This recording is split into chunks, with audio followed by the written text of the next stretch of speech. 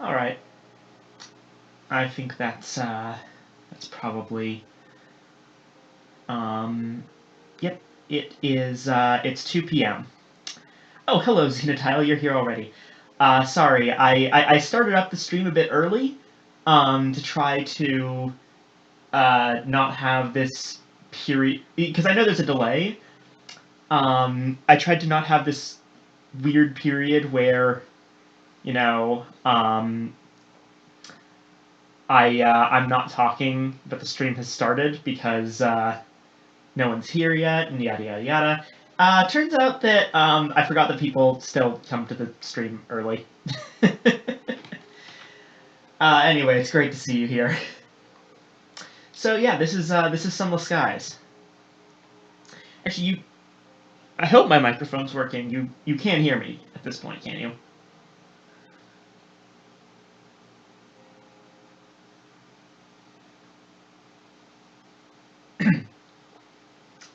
Anyway, let's just get right to it, honestly. Or wait, no, that was the wrong thing to hit. Hello, business.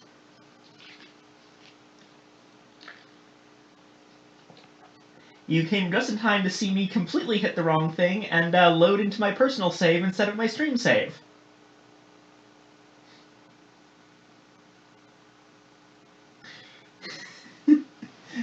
Fuck yeah, real chill hours. Smash that MF and like. God, it feels dirty even saying that. Anyway, so let's I mean, I kind of am. I think that the reason it sounds like I'm in a big room is because I'm in a big room.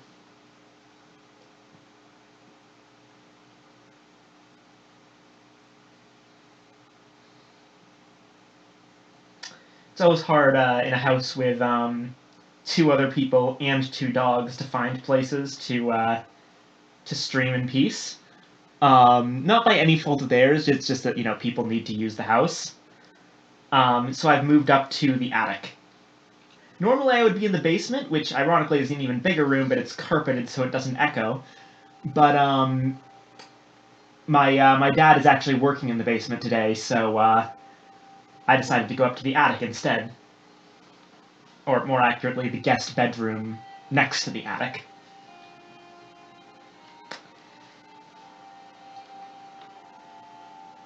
How do I have internet? I don't understand the question. I have internet everywhere in my house.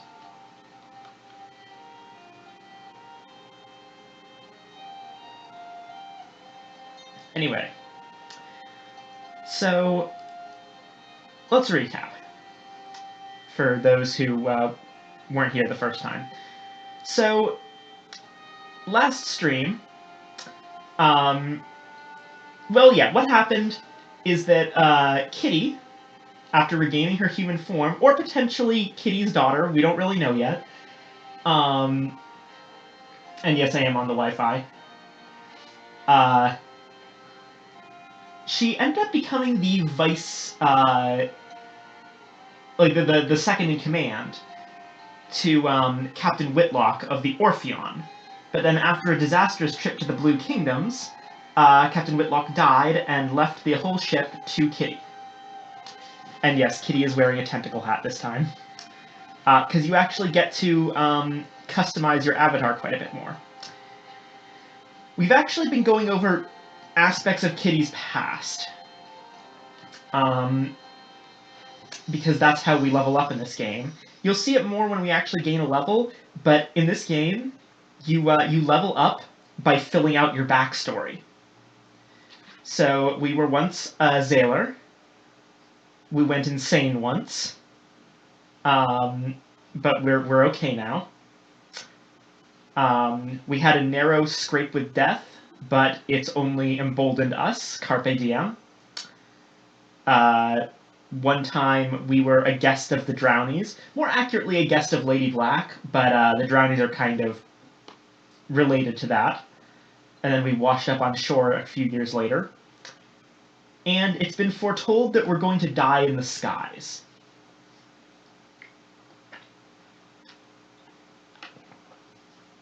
which is probably a result of us in the ill-fated, the second ill-fated run to the Blue Kingdom.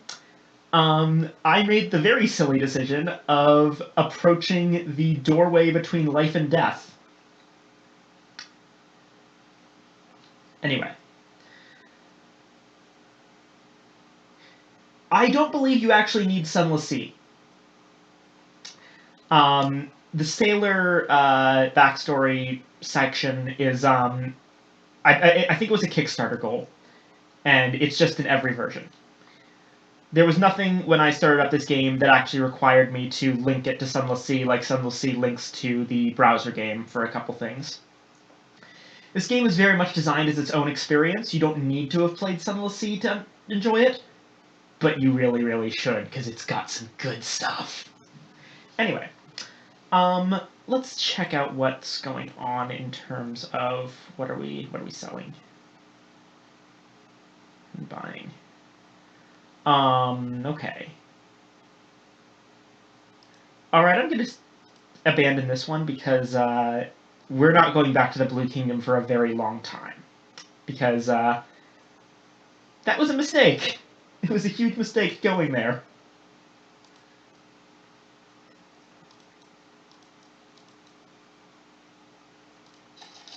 Let's grab some fuel and supplies. We've got our guns, our Owl Scout.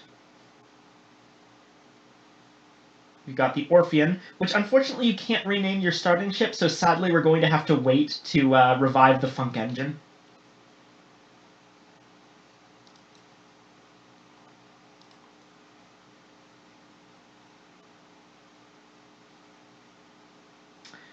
Alright, these look like workable prospects. This is how trade works now. Aside from your standard buy and sell at fixed prices trade, which is not profitable, you have prospects and bargains. You get prospects at the central location of every area, and you get bargains elsewhere. And yeah, basically buy low, sell high. Take a piece of the pie, that's the Wall Street way. We all know the song. Locomotive is in fine condition. We have no terror. Full crew. I see no reason to put this off any longer.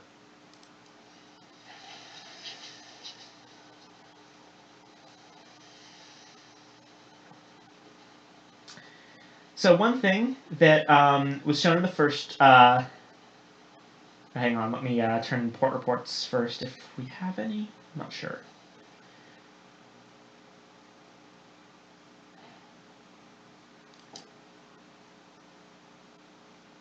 Nope, no port reports. Anyway. Here's the biggest control change, and your biggest secret weapon in fights. More so than any actual weapon that we have in this game, is that we can do this. Aside from direct control with WASD, Q and E are the juke buttons.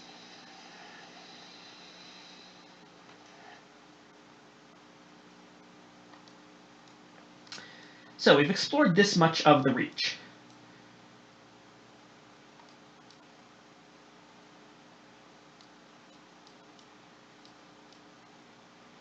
Got New Winchester in the center. Port Prosper all the way over here to the east.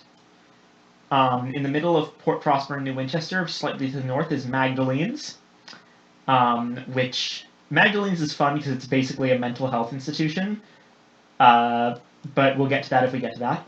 There's the mining colony of Lustrum up north, and Port Avon to the east at the mouth of the Trader's Wood. So let's check in at Port Avon.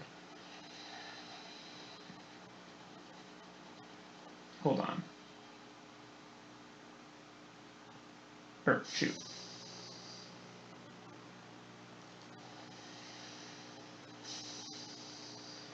You can kind of drift. Like a little bit.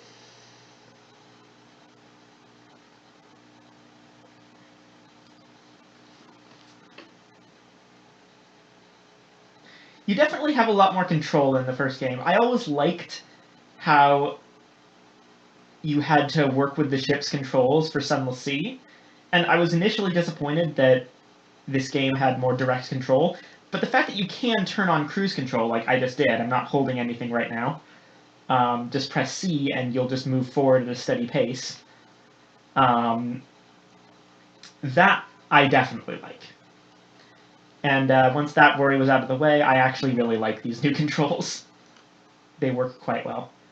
And I've gotten distracted.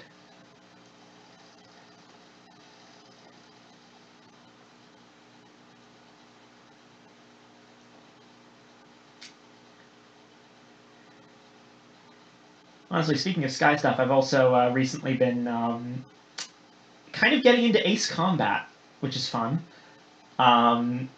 Although I'm pretty sure it's even harder to get into than Kingdom Hearts, and it took me a lot of effort to get into Kingdom Hearts, like, in the past few days.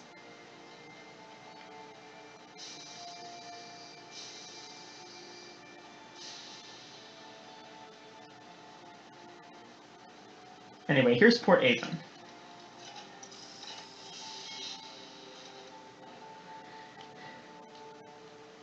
A bucolic village nestled within looming pre-human ruins. The dock is little more than a farmyard. Port Avon's inhabitants quickly tire of visitors, but you may be able to find ways to increase your welcome here before you venture into the village proper. So, first thing to do here is a quiet day in Port Avon. This is, there's almost always, whenever you go to a location with, and enough time has passed, you get a special little, sort of, I would almost call it a daily story like this, which is unique to each location and often lets you get stuff for free or for very cheap.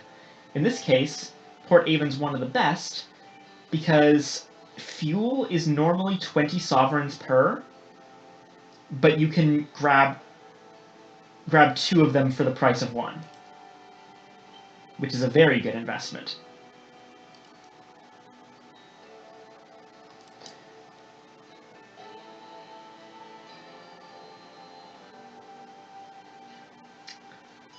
Do we have a signaler already? Where are officers? No, we do not have a signaler. There have been a lot of changes regarding sunlight. It's no longer a drug, and it's no longer a trade commodity at all. It can't kill you anymore, I don't think. Or at least, okay, so I should clarify. When I say sunlight, I really mean starlight, because the sun, like the one we're familiar with, I'm pretty sure it's dead.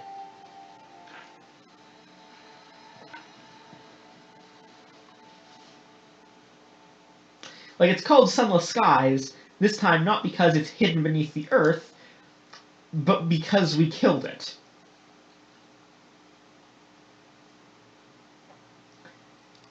Anyway. He has very little luggage. A single satchel of books and a folded greatcoat appear to be his only personal effects. His manner is calm, almost pedantic as he negotiates his duties and his pay.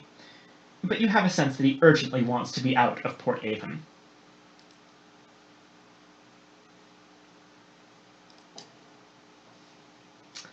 Port Avon's a bit of an interesting place in that all of the things here cost welcome. Basically, if you stick around too long, the villagers will not like you as much. Because Port Avon is essentially a London countryside town. Let's write a port report. Were it not for talk of smugglers and sky beasts, you could easily confuse this place for a village on the world you left behind. It's quite peaceful here, apart from some fuss over a newspaper delivery. The villagers frown and change the subject when you ask about it. And we can share gossip with the locals to increase our welcome. This doesn't go away when we leave, so it's always a good investment for next time. There's not much of interest to do here right now, so let's just continue. Oh. Good segue to talk about weapons, I suppose. Weapons, you can have 2 of them at once. They're controlled this time with right and left mouse buttons. And instead of being on a timer, like a cooldown timer,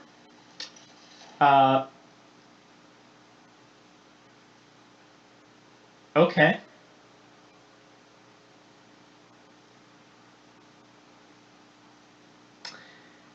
Your newly acquired repentant devil is standing most unrepentantly over a body in the hallway.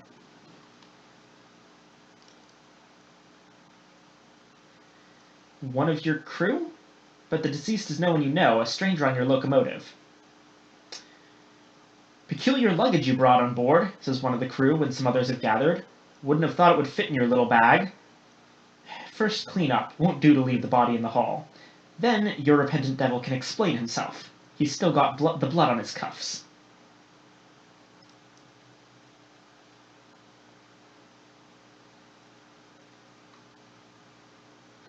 Officers who generate corpses on your locomotive are a liability.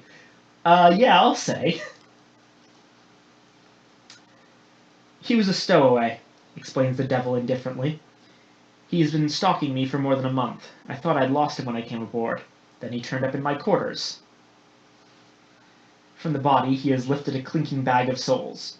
Perhaps he was sent to bribe me rather than to kill me. He tilts his head to consider the soul collection. Apparently thinks I'm a cheap hire, if so. The devil's gaze reverts to you. I regret to say this is probably not the last time this happens. I may be destined to attract negative attention.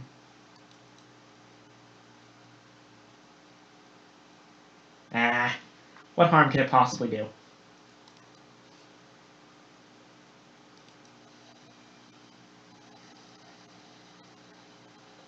But yeah, instead of a strict cooldown period per weapon, you instead have a universal heat meter.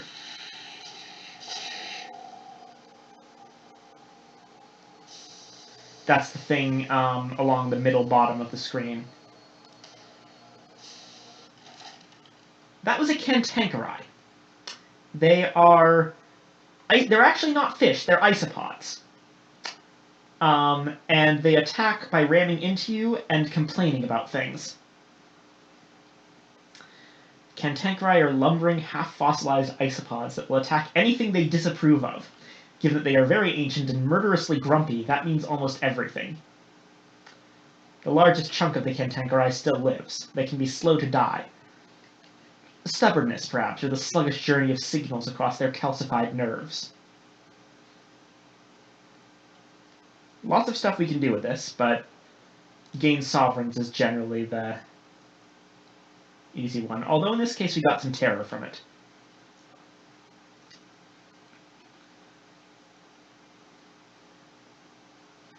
Hauling the creature alongside your locomotive, you deploy hammers and pry bars. There! Valuable stones glimmer amidst the whirls of uncanny fossils. The fossil's shapes are sinuous and predatory, preserved for unknown eons in the Cantankerite's stony skin.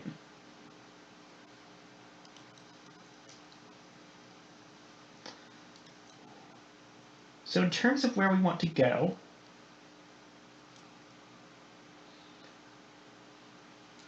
I just realized I should probably have checked the bazaar in Port Avon.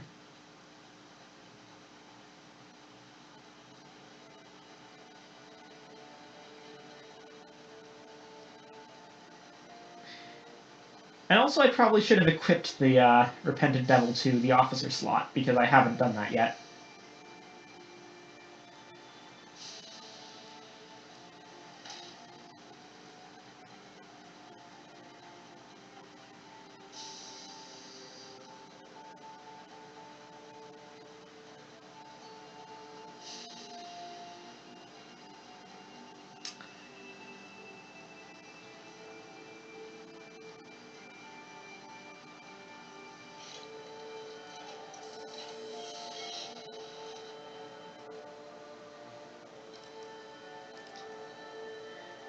Okay, the only bargain available is Thirsty Bombazine, which is expensive and we don't need. Let's grab some supplies for the road. Equip the Devil. Gives us more iron and veils.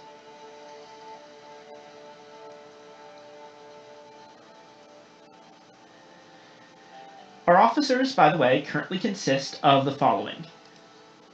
The Fortunate Navigator, who is a gentleman from the Eagle's Empyrean, which, if you remember the Comet from Sunless Sea, the Eagle's Empyrean is the Mongolian society that has migrated to the sky. We have the Incautious Driver, who is an individual of indeterminate gender, who, well, it's right there in the name. So anytime that I bump into walls or take risky maneuvers in this game, you can rest assured it wasn't me. It was this fellow. We have a Blemigan Voyager. Not much to say about the Blemigan Voyager. It's a Blemigan. And of course we have our Repentant Devil. In addition, we have the obviously delicious rabbit. And probably one of my favorite first officers because of how funny the concept is, the Incognito Princess, who is Princess Beatrice, the daughter of Queen Victoria, and she thinks that she's being subtle about that. She's still wearing her tiara.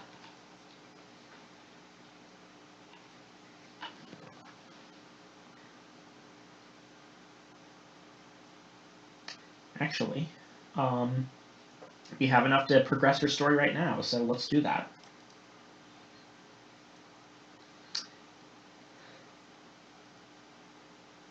I have no idea who Charme is, but probably yes. Thrilled by your tales, the princess invites you to her quarters. I have a secret, she says, removing her tiara before donning a second, more expensive tiara. I am Queen Victoria's daughter, she says. I trust your discretion.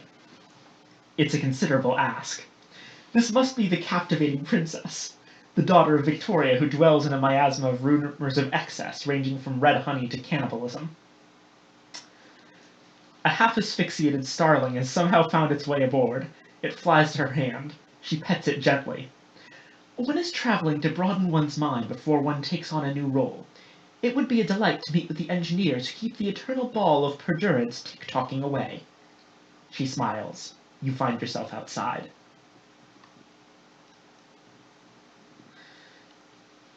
There's another running joke with this character that, like, because she's a princess, birds, like starlings in particular, hi frog, but starlings in particular just kind of find their way to the Incognito Princess, no matter how improbable that is. In this case, apparently the starling flew across space.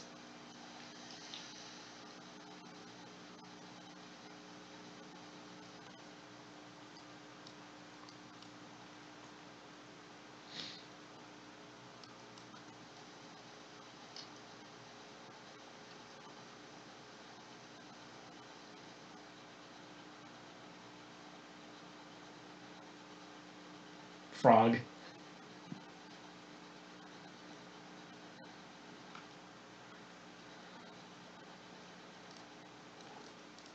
Now, which way are the things?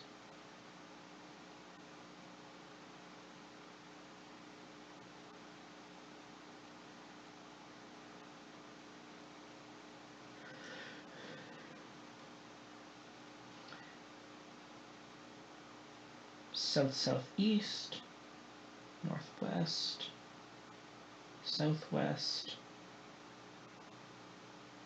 Yeah.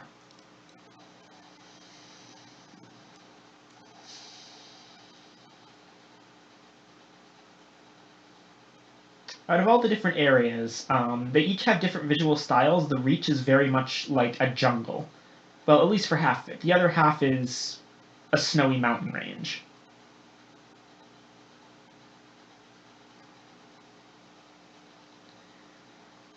Some things are never going to change. No matter where we are, there's still lighthouses. Oh! Hold on. One of the engineers is singing. 1 for the engine, 2 at the dock, 3 from the parson, 4 of the clock, 5 for the stovepipes, 6 left for hell, 7 solemn candles burning at the well.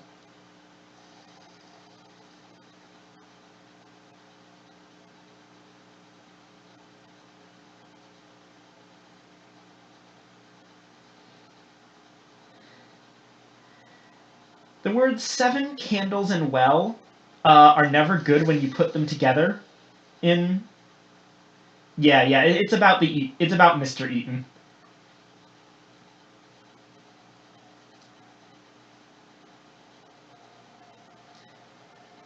These arboreal wilds are lush and green. Fronds hang like curtains. Leaves loll, fat as giants' tongues.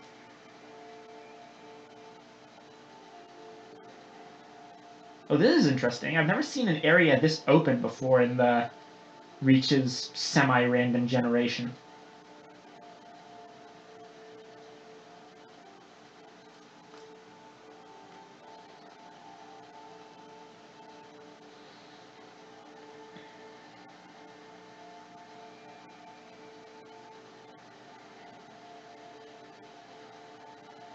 It would be if there were any enemies here.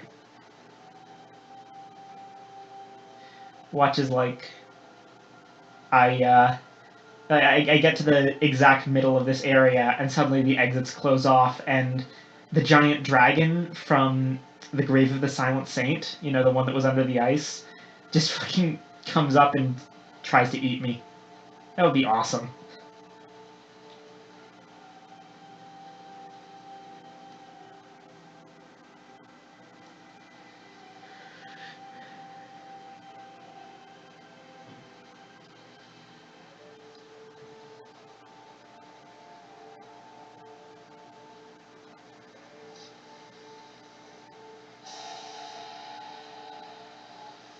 Ah, a pirate.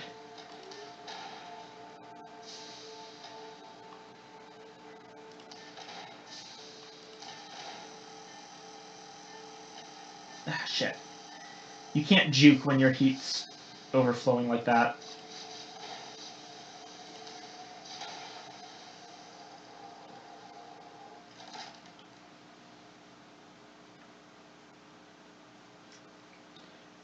You approach the buckled wreckage, poised to plunder the plunderers. Behind you, someone is humming a song of victory.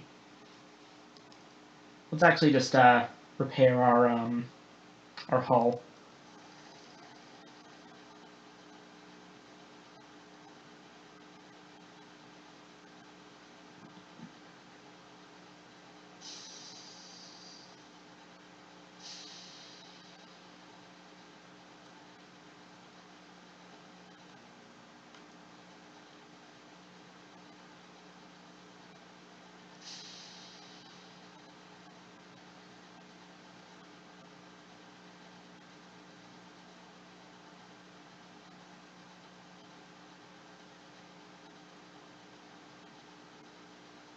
Ah, now I remember what this place is. I have seen it before. This is the Reach Marauder hideout.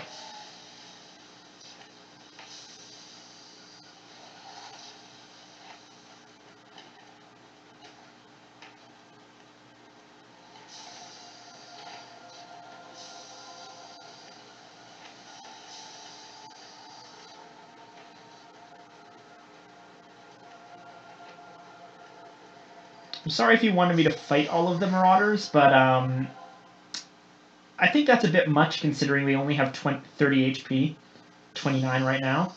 I will pick up those floating cargo though. Teapots. Lovely.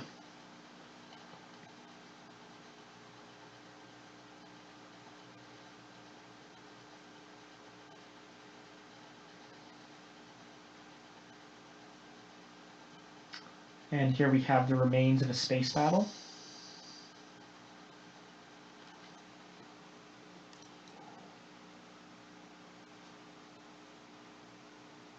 Teapots.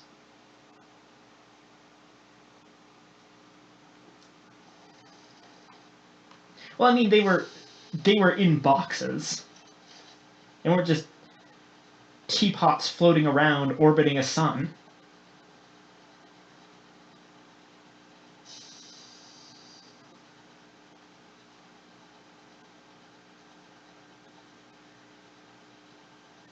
I forgot the third part of this area. Fungus.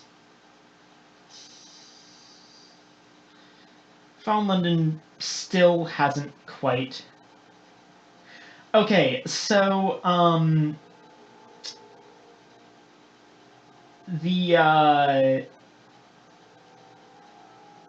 this is in space. The High Wilderness, as it's called, and as it's been called even in Sunless Sea, in the few endings where you can actually go to space.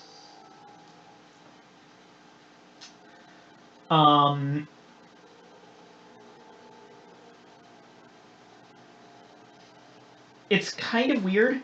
This is going by the Victorian perception of what outer space was. So it's sort of the celestial spheres model, if you're familiar.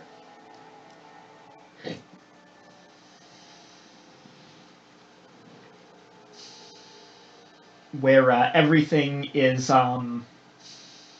basically a circle of space. That was a worrying sound. Centered around an important location. Generally a Eurocentric important location. Oh hey, it's Faith's Fall.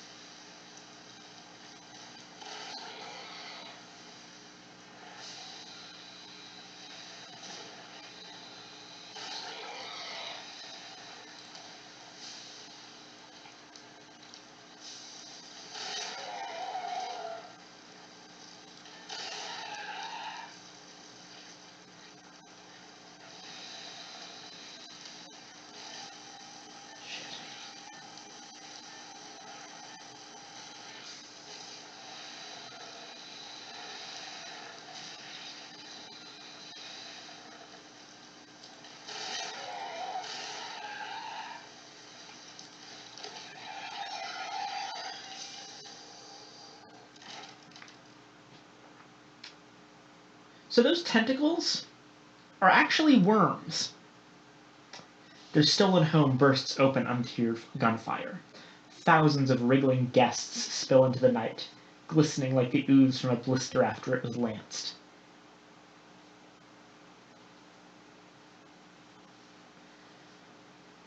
Continue your bombardment. Excessive, perhaps, but satisfying. Your crew cheer. Your guns blaze. The guests burst into sprays of mints. As they die, they emit a gloomy whistling noise. It is rhythmic, devotional. Are they praying? The waste waif is watching you. Which reminds me, there's 3 new gods of the sea, or of the sky in this case. Instead of storm, stone, and salt, it's the storm, again, although I think it's a different one. The waste waif, and the burrower below. Yes, the skull meter is your terror.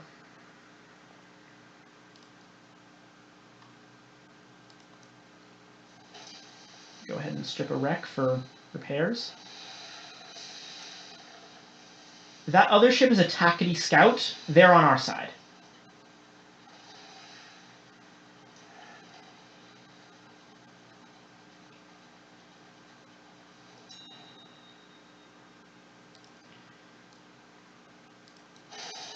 Oh, shit.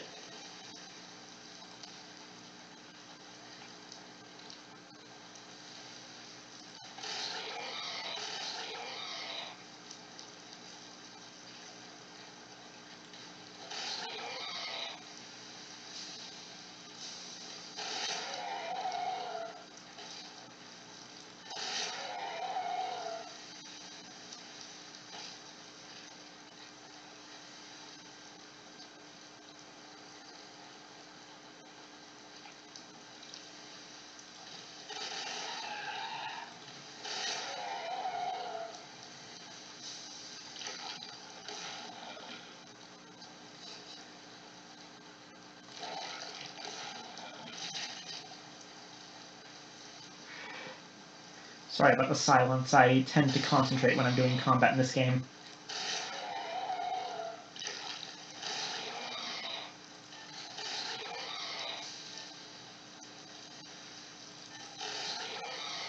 Shit.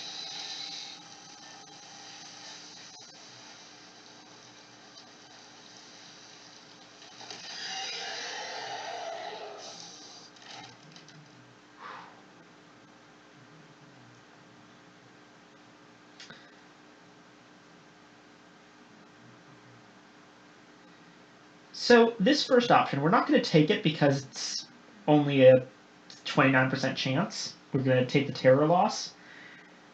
But, this will get you captive guests, enough to be used to grave over. That thing that the guest ship was firing, that, like, weird purple goo, you can get that weapon.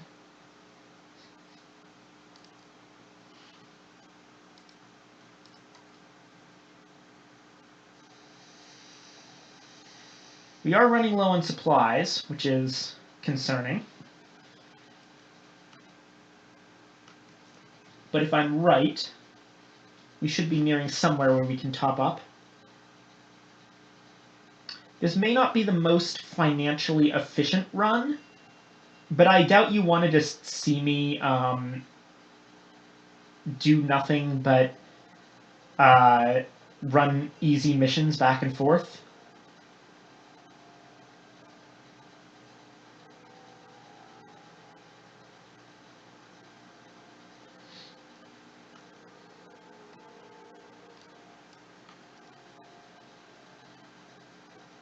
Yep, we're nearing Hybris.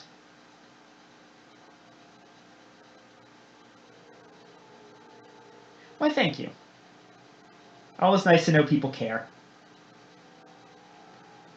Okay, I'm going to use the last of my food to send out the scout. I went right past it.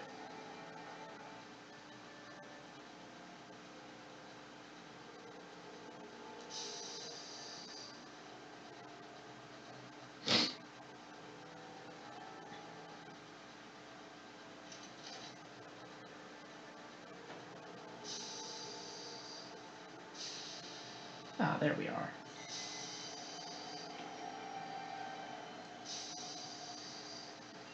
Welcome to Hybris.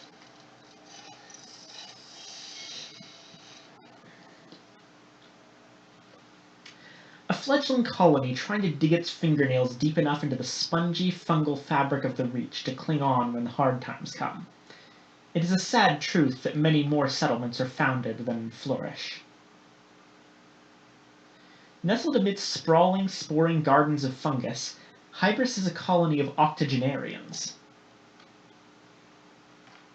Nestled amidst, rotten buildings slough gently into decay. Maintenance is poor, the population aged. An insect speckled with fungus flies past drowsily. Growth asks no license, reads a barely legible sign staked into a collapsed pile of fungal eggs.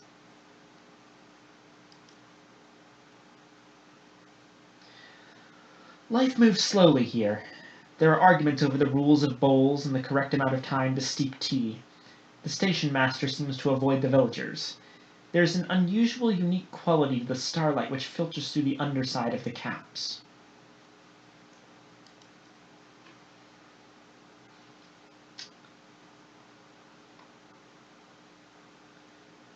We have a lot of things we can do here, actually.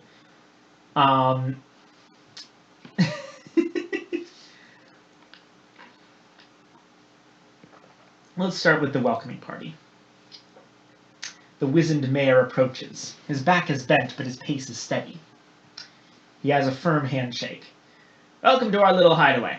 Watch your step. That one's about to fruit. True enough, the little white sack at your feet suddenly splits. Snaking tendrils of red fungus explode outwards. The mayoral assistant, a severe woman of slightly less advanced years, guides the mayor to a nearby bench. You may stay as long as you like.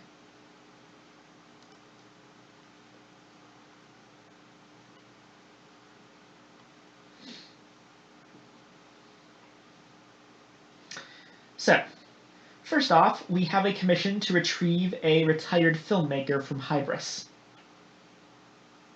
Madame Lumiere.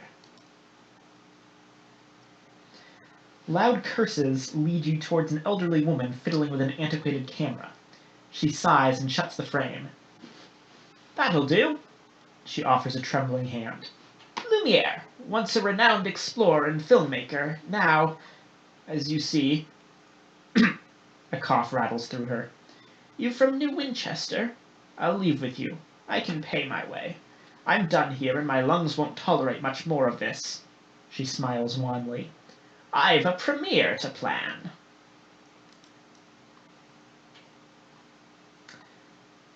We also have a short-sighted cryptozoologist here, who was interested in Blemigans. So let's hunt in the woods.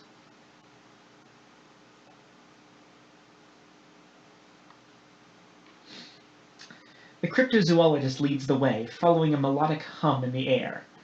Soon enough, you find it. In a pus-soaked hollow, a chorus of Blemigans howl in perfect harmony. I can't see, whispers the cryptozoologist. I need to get closer. She sneaks toward them, but stealth is not one of her talents. They scatter. Wait, she calls, giving chase. I just want to record you. You leave her to her hunt. She seems happy enough.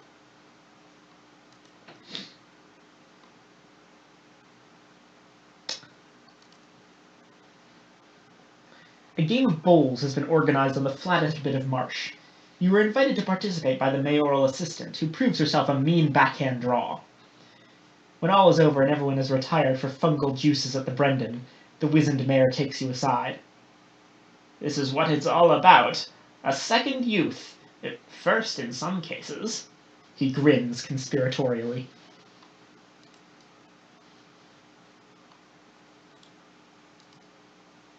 Let's take tea at the Brendan. The owner keeps a clean and ordered house. She bakes her tea cakes to perfection and ices them to resemble the fungus that has colonized the windowsills. It's been here longer than us, she laughs as she pours another round of tea. The tea is sour. The milk has gone off. No terror reduction because it's bad tea. Swamp and marsh, fungus and frond, nowhere in the reach has been so thoroughly colonized. It would be a shame not to see the sights. You enter the fungal forests of Hybris. Clouds of spores drift through the ropey tendrils of freestanding fungus. Giant ants pierced with spines of mushroom crawl to the tops of trees to better spread their spores. You wander amidst the webs and arches of mushrooms for some hours until you stumble across a shallow graveyard. Each headstone bears a number of 7 digits or more. Barely covered in the shallow earth are sets of manacles.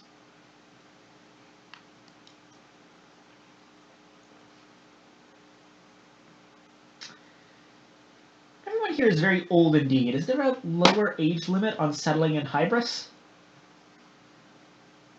The wizened mayor chuckles. Oh no.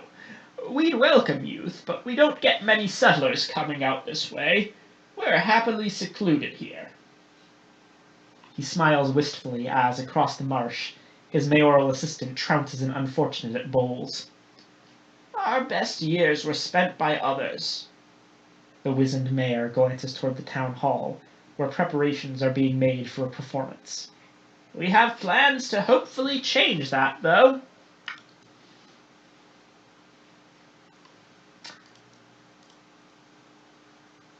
We don't need bronzewood for anything.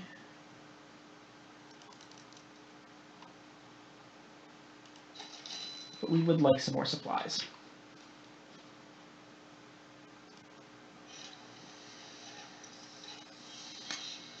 And that's it for Hybris, at least for now.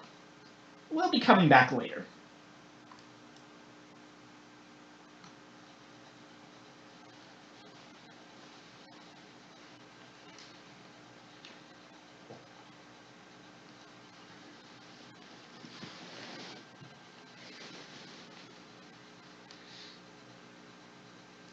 So to address the elephant in the room, does anyone else find it maybe a little bit, ominous that the mayor is saying there are plans to change that? Because that struck me as very ominous.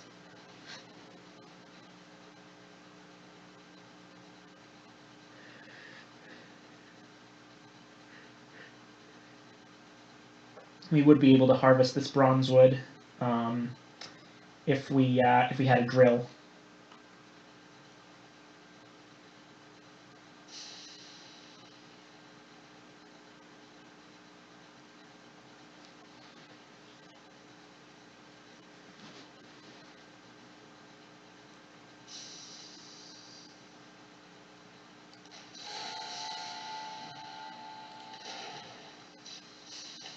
Oh shit.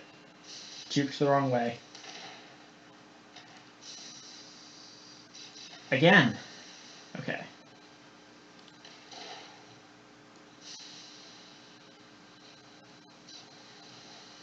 I have directional trouble when I'm juking, because, like, the thing is,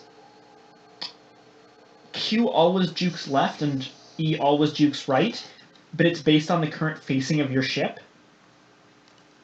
So if you're facing down, then they'll be reversed. And you will move left by juking right. For some reason, I have a lot of trouble with that sort of spatial reasoning. So expect to see me juking the wrong way a lot in stressful situations when I'm turned around.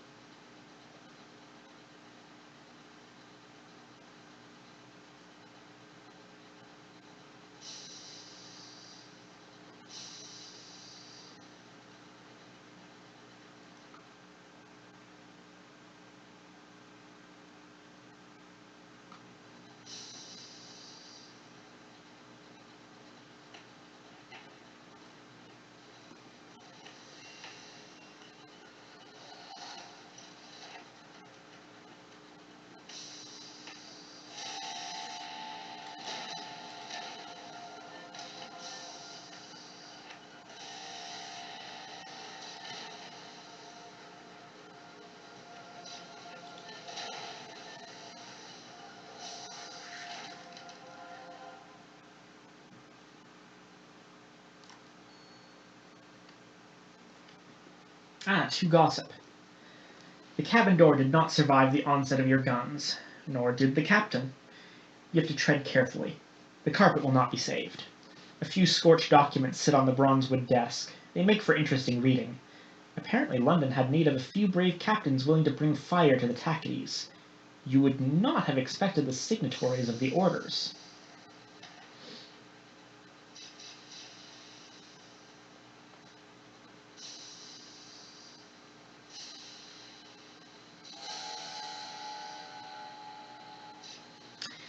Get used to that menacing train whistle. Anytime you're fighting another ship, there's usually a variant of it.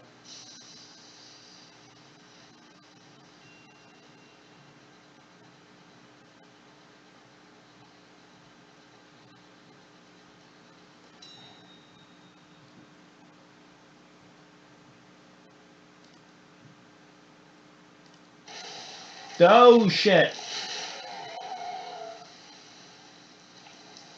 Yeah, sometimes things just, like, spawn enemies like that. I should probably just run.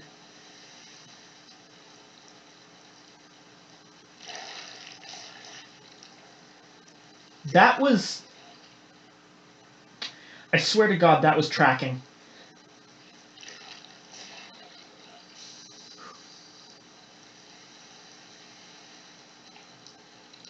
Oh no. Oh no, dead end.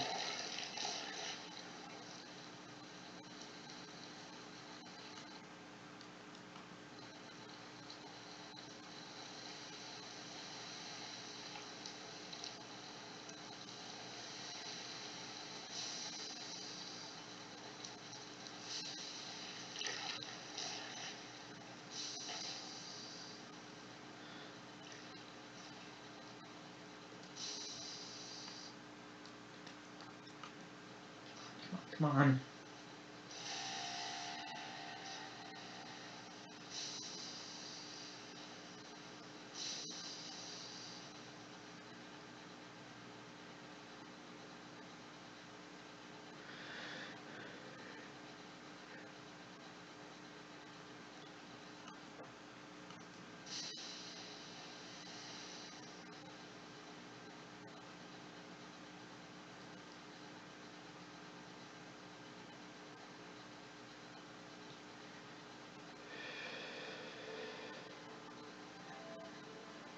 All right, I think we're out of the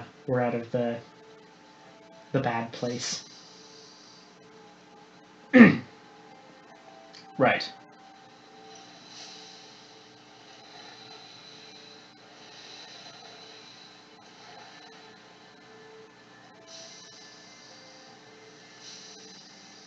Come on, dude, don't crash into me.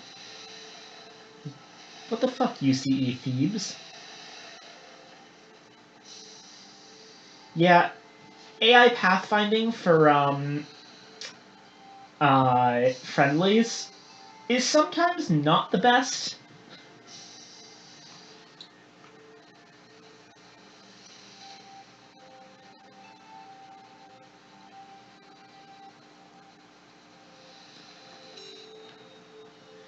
Settlers who live so far beyond the edge of civilization relish the hardships of solitude.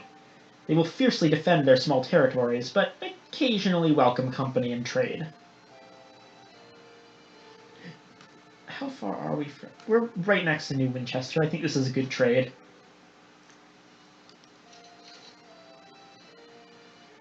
They are timberers, sawing twigs from the great bronzewoods of the Reach and selling them to passing traders.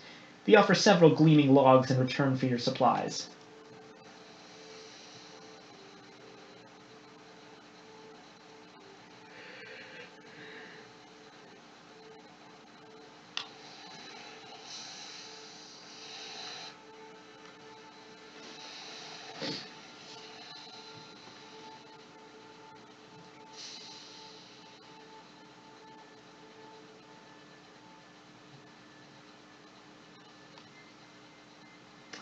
Man, look at that background. This game is so pretty.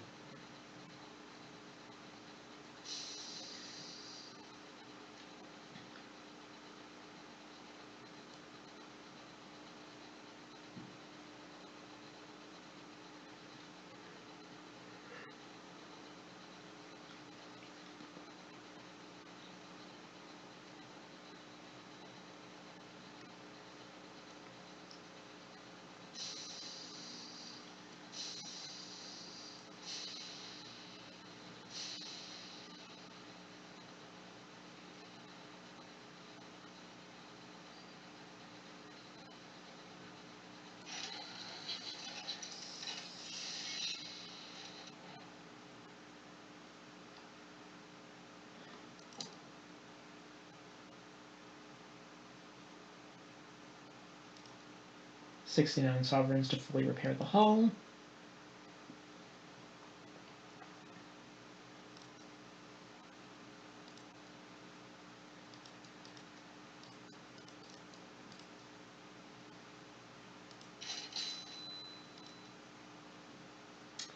Let's sell our crockery and bronzewood that we just traded for, and make back the vast majority of our money.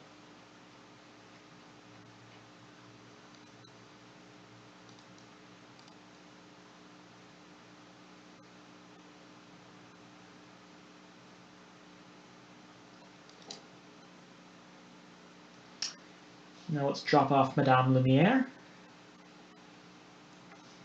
She gives you a brisk handshake as she departs your locomotive. Better accommodation than I'm used to. Now, I have a premiere to plan. You're invited, of course. It'll be next week, assuming I haven't keeled over. She bustles off into the smog of New Winchester. Your quartermaster complains that it's going to take weeks to get the spores out of her berth. So, yeah, the next time we come back to New Winchester and it's been a week or more, we have a premiere to visit. How lovely.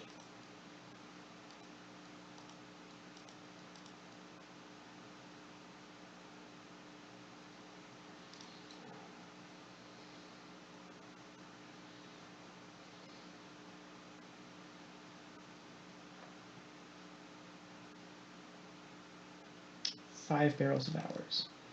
Let's grab 3 barrels of ours from the bank.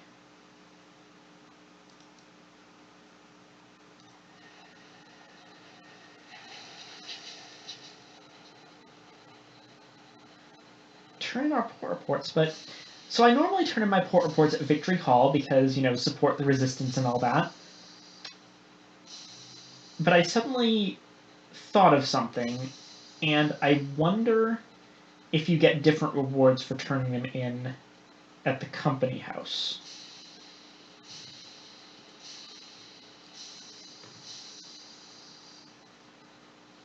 So I'm going to check.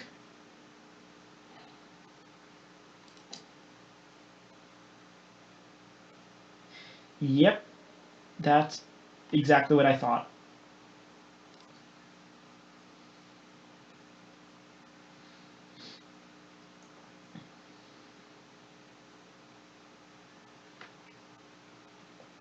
It is a comfortable room for a modest secretary. Stained glass windows lay crimson slants across the desk. The prudent secretary receives your reports and reads them one by one. A number of questions follow, to which the secretary expects cogent, succinct answers. Her Majesty is grateful, they say, as you leave.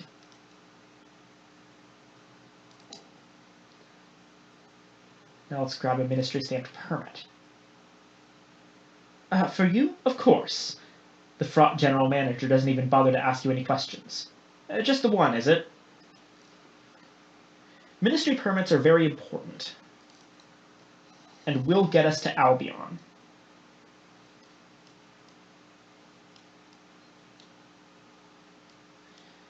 Now, apparently, the place we're going to is to the south-southeast of New Winchester, which means we probably just missed it.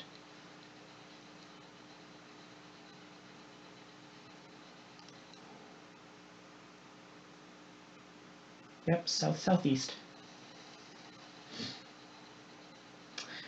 Oh yeah, those of you who weren't here last time might have missed it, but if you're wondering how can we have directions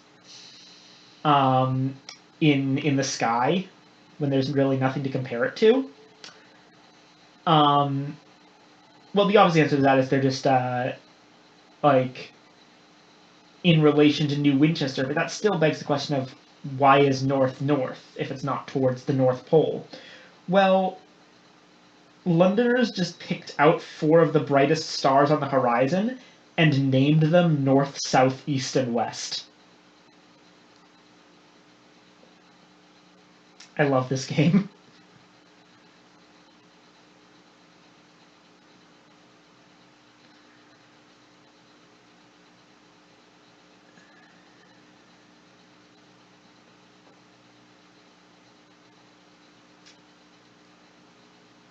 So in the absence of all that much to talk about on this particular run, how is everyone doing this fine Saturday?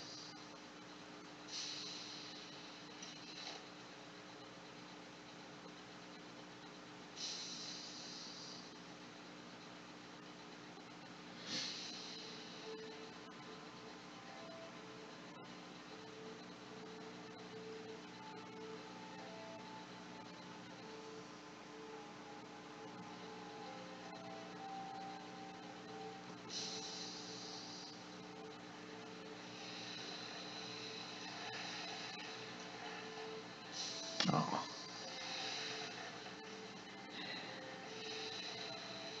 Long-distance relationships are always hard.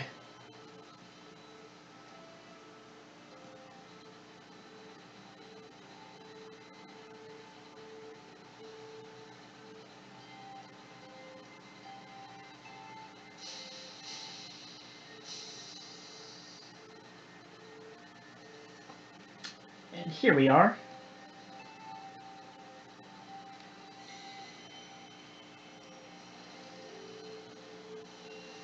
Welcome to Polmir and Plenty's Inconceivable Circus.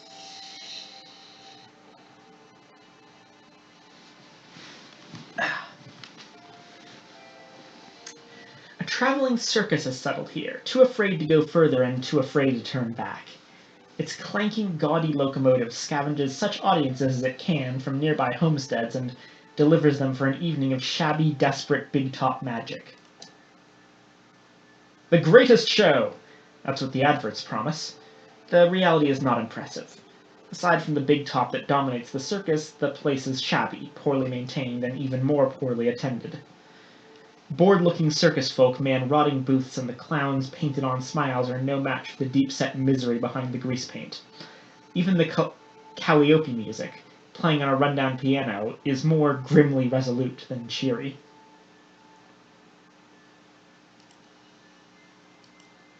You grab a court report. The big top looms dramatically in the fog of the Reach, but it's not nearly as imposing as the massive obelisk floating nearby. Some enterprising soul has hung bunting between it and the big top. As for the circus itself, outside of the performers, it is practically deserted. You may be the first new face in the audience in quite a while.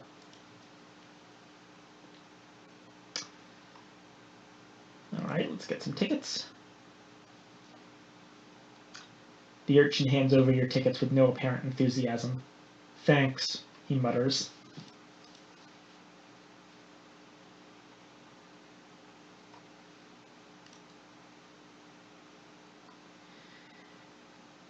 No one in the meager audience displays any enthusiasm, not even when the ringmaster thunders in on a horse-drawn calliope. Then come the acts themselves. Oh dear. The humiliated magician's trap doors fail to open, leaving his glamorous assistant notably unvanished.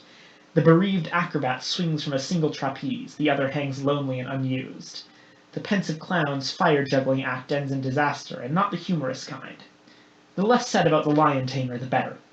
He should recover.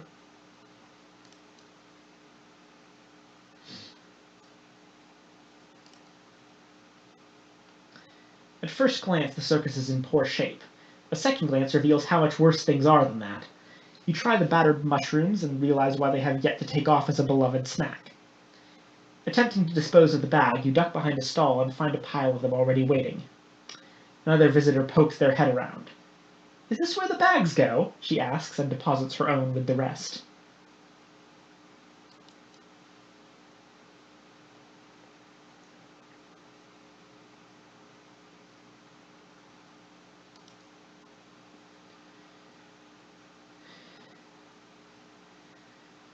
Unfortunately, we can't get behind the tents quite yet.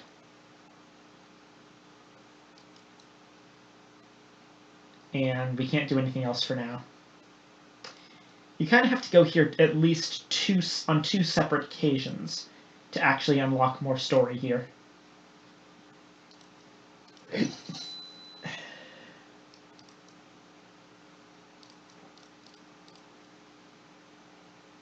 Oh, I always love it when this happens. The place that Uh,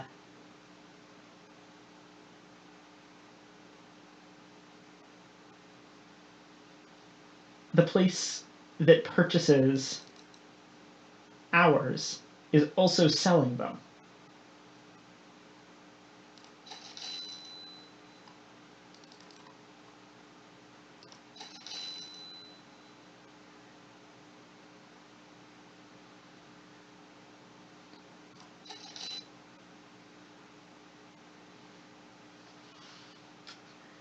A gentleman must prepare for his retirement, the ringmaster says. I intend mine to be long and indolent. We join him at the fire to drink cups of chorister nectar and watch the stars wheel. So we have 1,200 sovereigns now. That should indicate how powerful bargains and opportunities are.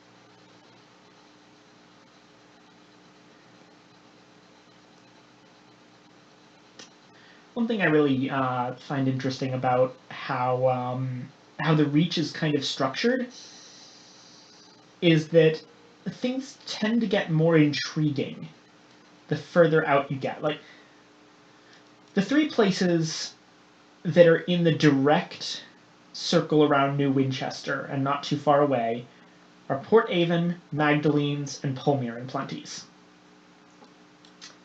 And those are all interesting locations, but not exactly what. Like, they're all kind of just colonies of various varieties, aside from Magdalene's, the mental health institution. The further out you get from New Winchester, the more interesting things get. The other areas aren't exactly structured like that, but it makes sense for the starting area to be. Like Albion, some of those interesting places in Albion are right next to London.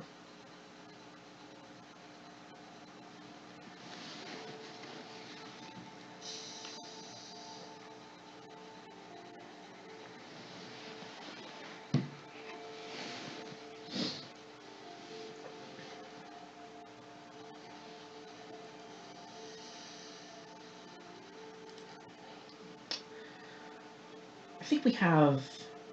Yeah. Rumors not intended for your ears suggest the driver is running an illicit poker game in the hold. You enter the hold and find the game well underway. The driver sits cross-legged in front of a pile of freshly won sovereigns and three newly impoverished members of the crew. A stoker angrily throws an expensive-looking watch onto the pile of winnings and departs in a fury.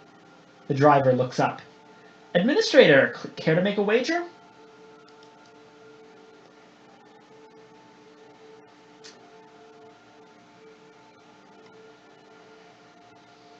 Well, let's play a single round.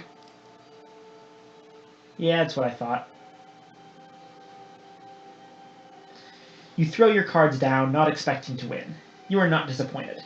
The driver barely even looks at their cards before going all in, claiming the pot with nothing more than a pair of aces. The other players glare sullenly, regretting their hesitation.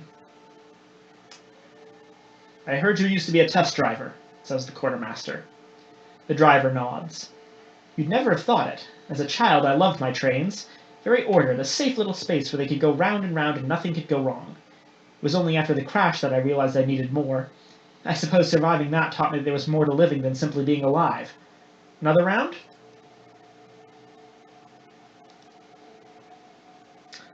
The remaining crew around the circle relax as you stand to leave. The driver shuffles the cards, ready to begin the next round. The driver nods to you, idly scratching an ear. Just for a moment, you spot something green winding around their finger.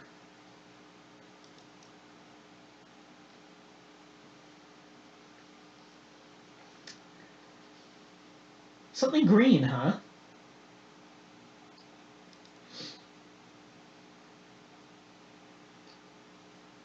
What? Oh, yes, yes, yes. The driver scratches again. It's nothing. Just a little earache, I'm sure. It comes and goes. Their knee trembles with the frustration of being pulled away from the wheel for even this short conversation. See, all fine now.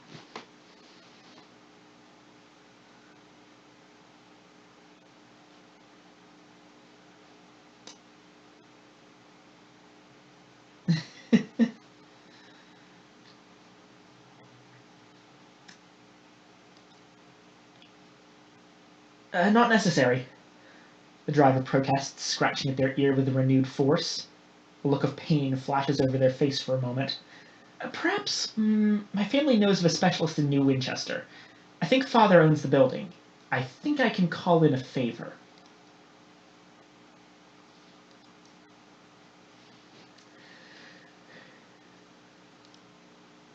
Does anyone else have anything interesting to do?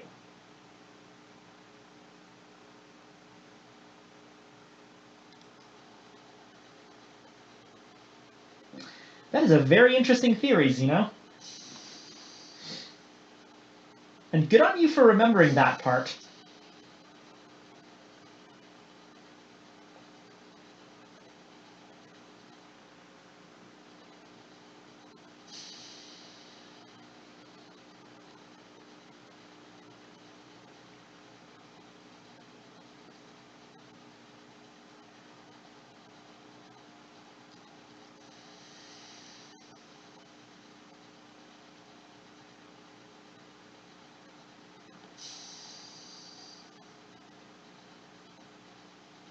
Please do not fuck the plant. Actually, wait, I just remembered, yes, you absolutely can.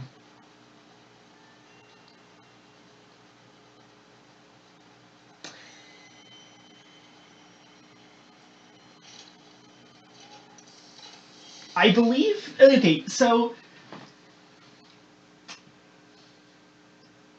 I'll just say, yes, you can. I'm not exactly sure whether to call it romance or not, since it's more like individual flings. But you absolutely can, uh, have a go at it with the driver.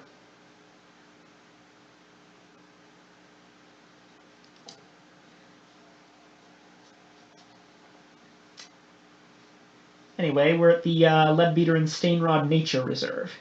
If you remember Sunless Sea, Leadbeater and Stainrod used to be a weapons manufacturer,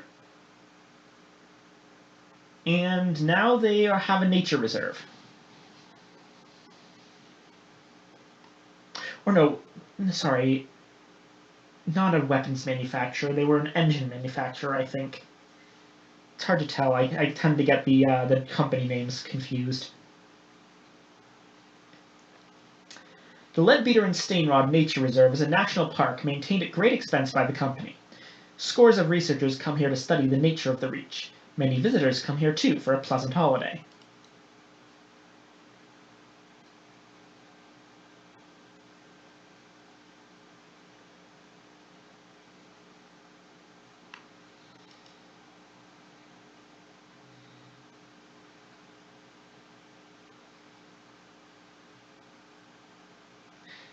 FGO Valentine's, this one's been particularly fun.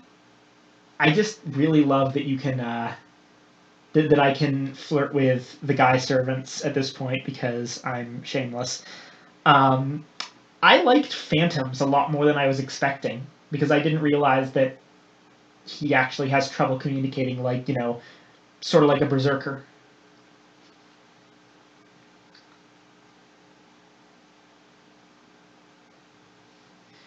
For a few, it's the work provided by Leadbeater and Stainrod. For the rest, the reason is the same. They are drawn by the beauty of the reserve. Some are here with tourists from across the Empire. Others are here to give their crews a respite. Others were simply passing by and couldn't resist stopping in.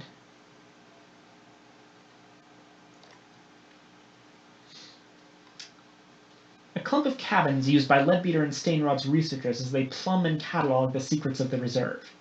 Enterprising captains may find work for the company here.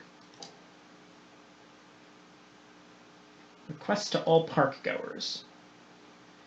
We want to study the powerful forces of nature at work in the Reach, so that we may improve the life of all citizens of the Empire. If you are an intrepid sort and willing to aid in our earnest efforts, we are offering a reward for the following... I see you're interested. The phlegmatic researcher has wheeled up behind you. His left leg is raised, perhaps to reduce the very obvious swelling. The key to understanding the remarkable principles of growth and cultivation are waiting here. We just need suitable specimens. If you aid our research, I'll ensure you're properly remunerated. What do you need? He needs one of the following requests. Of course, he's happy to reward you if you bring back more. The wings of a chorister bee, ants, and hybris pus.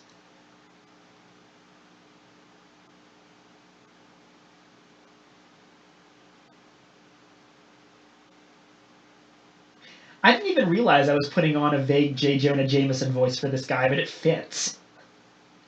I mean, look at him. Look at his fucking face. He is so mad at nothing.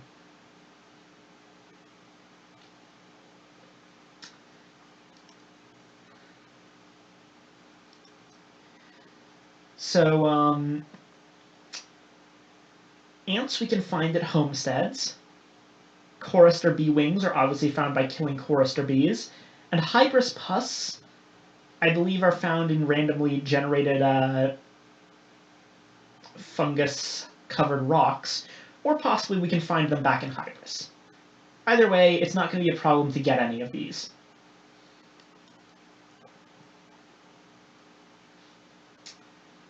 The Leadbeer and Stainrot, the park is filled with birds and flowers, trees and woodland creatures, streams and bumbling insects and other insidious dangers. Tour guides are essential in this place. Park guests are forbidden from entering the deeper sections of the reserve alone. The only person available to help you is a romantic ornithologist. He is lean and plainly dressed with a long, wiry beard. The other researchers introduce you. Did you know our colleague here, one indicates the ornithologist, is looking for the mythical bird whose beak pecks away at the mountain of eternity? They stifle giggles. The ornithologist maintains his smile and gestures toward the forest path. I'll be glad to show you the reserve. I hope you'll join me later. You can often find me at the watchtower.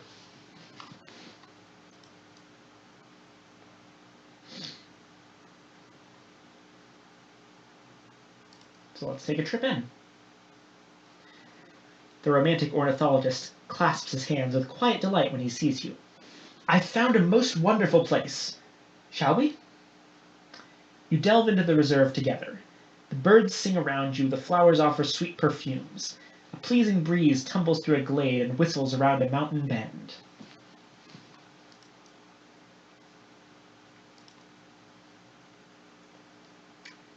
Welcome.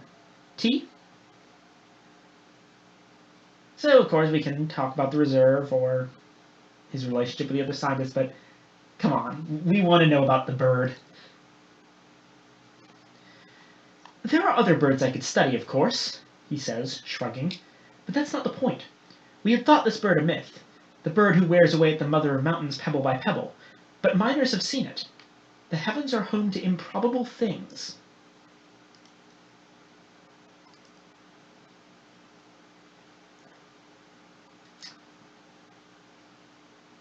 How do you find the wilderness? He smiles like a child. It is my home, he says. My church.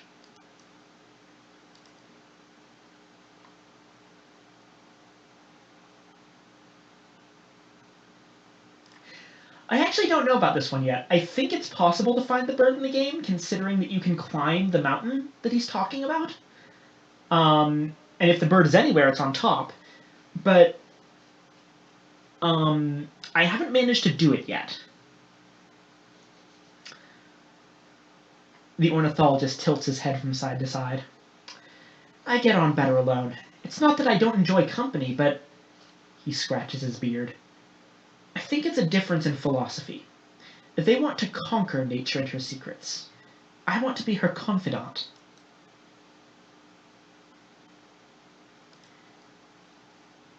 We can actually go back to Capabilities Inquest and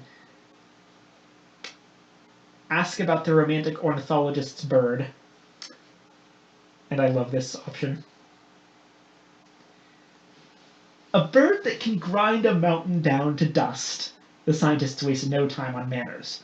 Surely its beak would wear down faster. Unless it is some kind of magic beak, made of something harder than diamond. Is it a magic beak, Captain? A magic harder than diamond beak? It quickly becomes clear why the romantic ornithologist works alone.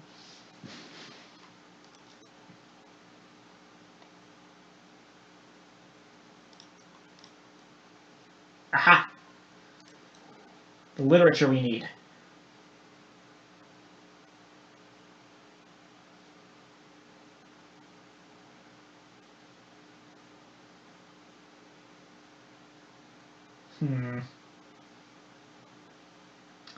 That said,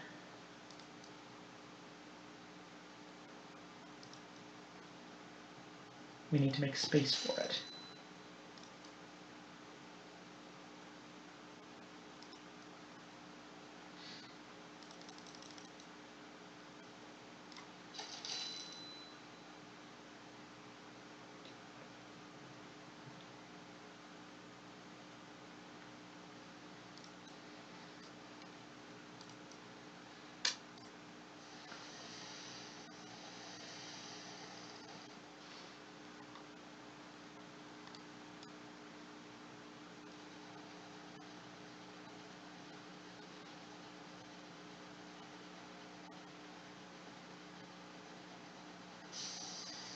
Trader's Wood is up in this direction, generally.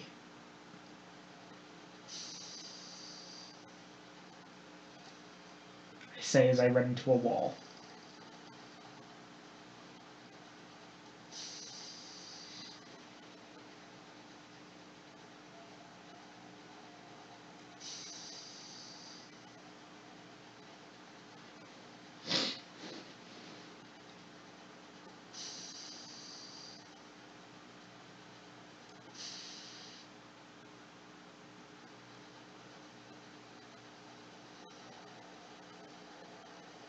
Ah, the Peacock Wind. That's the one that actually increases your supplies.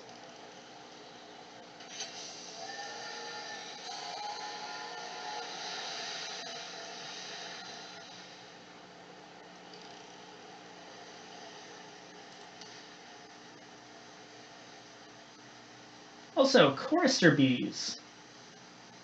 And a star-maddened explorer.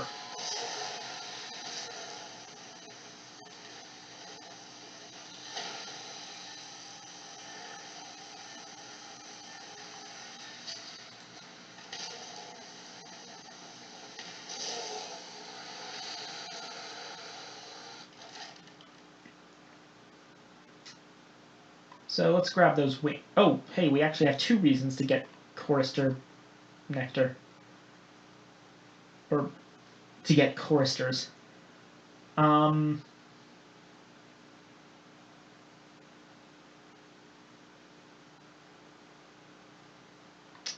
Club. Research. The wings or the whole trophy? Technically, we started the hunting club thing last time, so let's get that one first. The crew set about the creature with hacksaws while the quartermaster prepares a board. Once the entrails are dried, they nail it firmly there. The hunting club will no doubt wish to replace it with something in mahogany or bronzewood once you deliver it, but this will do for the moment. Alright, now let's get out of here before the star-maddened explorers start ignoring the bees and attacking us.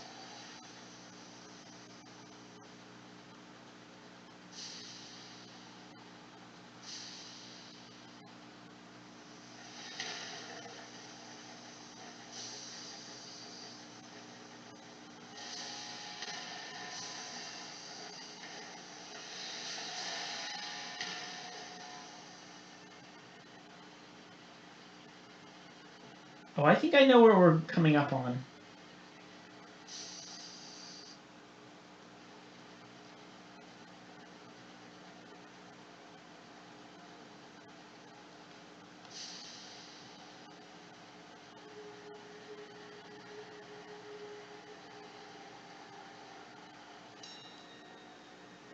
Ah.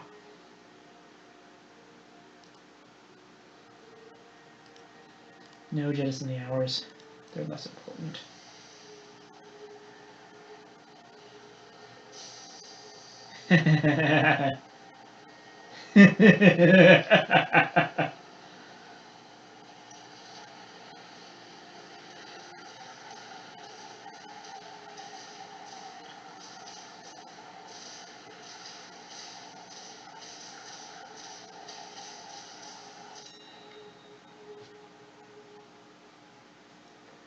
Below, beneath the scudding clouds, a speckle of structures cling to a shelf of ice.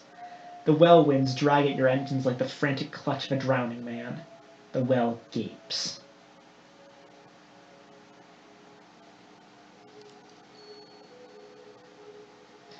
Down through the tearing mists, through the whipped particulates that thunder on your hull, through the shrieking winds which fall abruptly still. A ledge of black ice is accreted over centuries at the well's edge, with a raised lip that affords a sliver of shelter. A handful of beehive huts huddle around a crude church. They are built from roughly chopped blocks of the same black ice that forms the shelf around the well.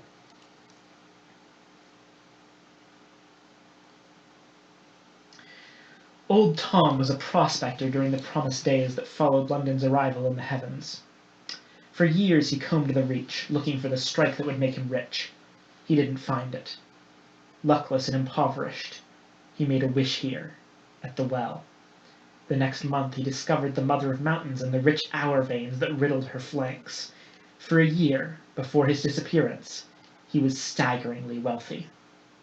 Others come here now, the desperate and the broken, with their final, futile wishes.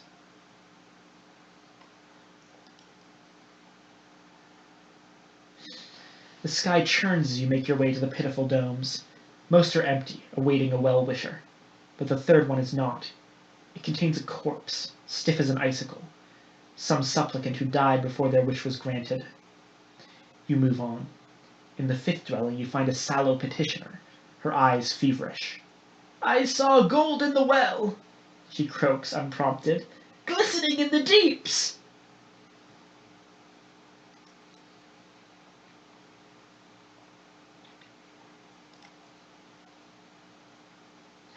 The ice crunches underfoot, caking your boots with a pitchy crust.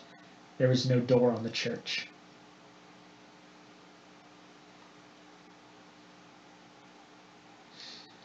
Inside, pews are carved from the ice. A ragged handful of supplicants sit on them, bitten by the bone-bleak cold. On the altar, a single precious candle burns. A lank minister reads from a dog-eared scrap of paper. "When he shall be judged, let him be condemned, and let his prayer become sin. Let his days be few, and let another take his office."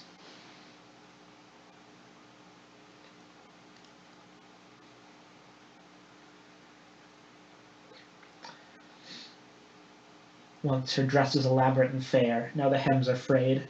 Much of the lace is stiffened with frost and snapped off. Oh, whoops. I gave the lank minister a male voice by accident. Her hair is tied in a greasy bun. "Well?" "What branch of the church do you represent?" "The ignorant call us the cursing church, but we are the compassed, who dwell on the brinks. We are the lambs who were torn by the wolf. We are the undone, and the angel of the pit hears us where it would not hear others."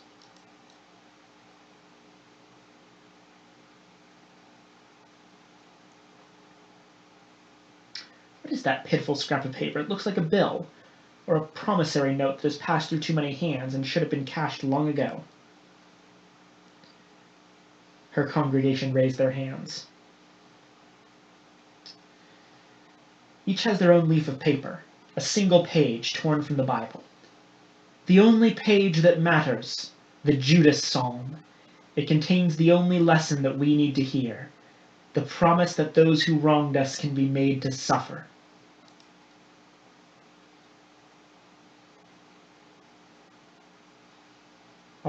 They will only accept you if they believe you've been grievously wronged. So, We are not concerned with crimes you may have committed, or temptations you wrestle with, the minister mutters. This is a confession of weakness. You are here because you were wronged, because you bear a grievance you cannot forgive. You are here to ask for all God's vengeance on someone. So tell me, who is to blame? So, we can use an item called a moment of inspiration to make something up. But if we had chosen a different... actually, yeah. If we had chosen a different trait when leveling up previously, for example, the one that says we're scarred from a murder attempt, we can use that instead. Anyway, not much to do here for now.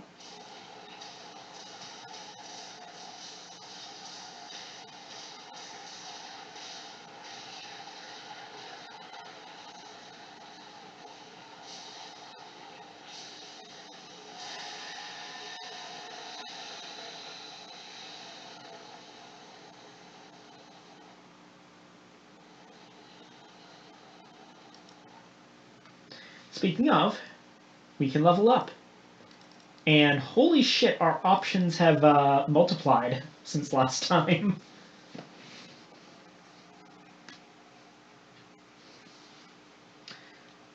So let's do this by...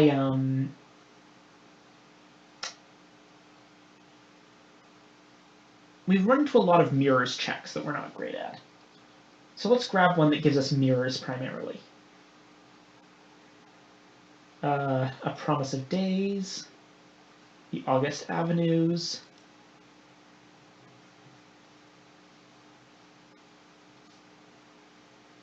a Settler. Those are the main ones.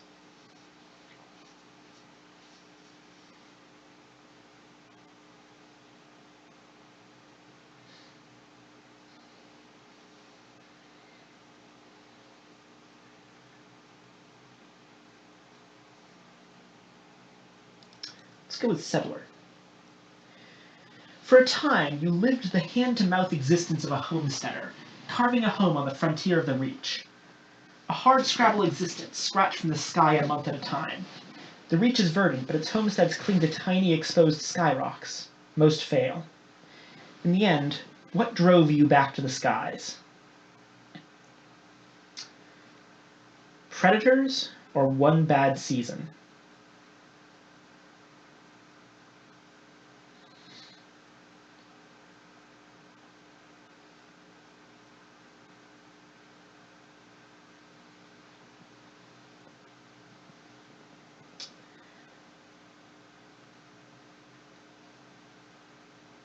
Let's take the opportunity to raise our hearts a bit as well.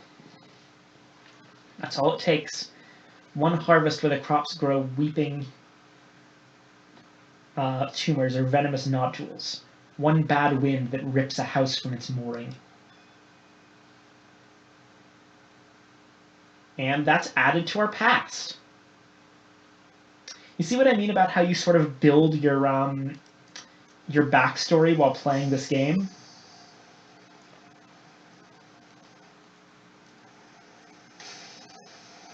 Ah, shit.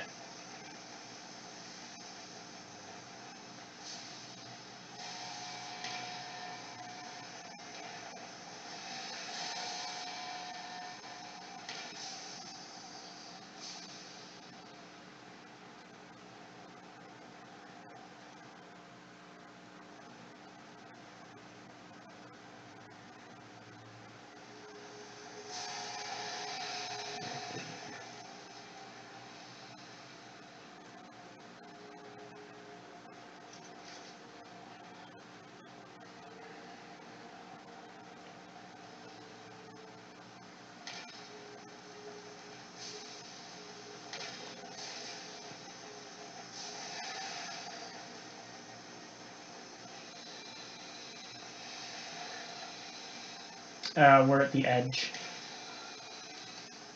We need to turn around. So fun fact there, you might have noticed it only took me one shot. That's because they've been crashing into the walls so much. That damages you.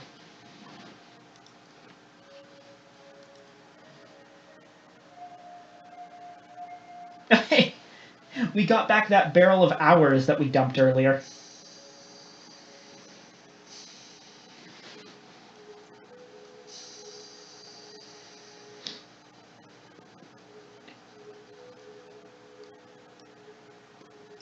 Looks like we can't go directly up anymore. We're going to have to move a bit further to the east.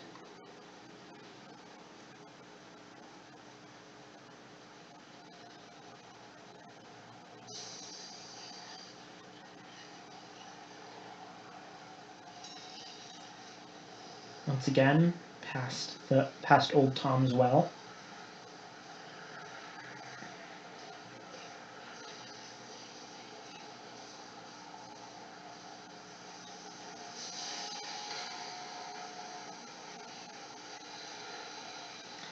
As for what star is maddening the explorers, I really couldn't tell you. There's a couple of remaining stars in the game, sort of like how Sunless Sea wasn't entirely accurate. There was still sunlight in Eastival, and on the surface. Oh shit, the candle wind.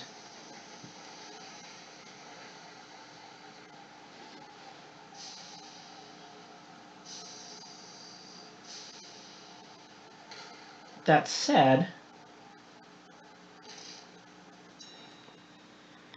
one of your crew dons their thermal sky suit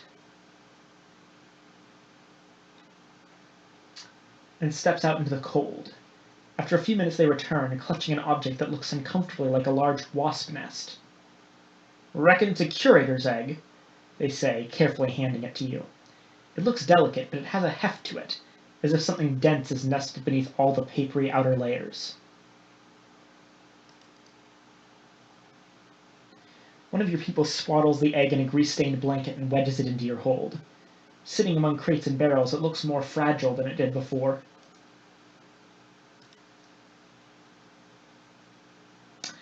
Ah.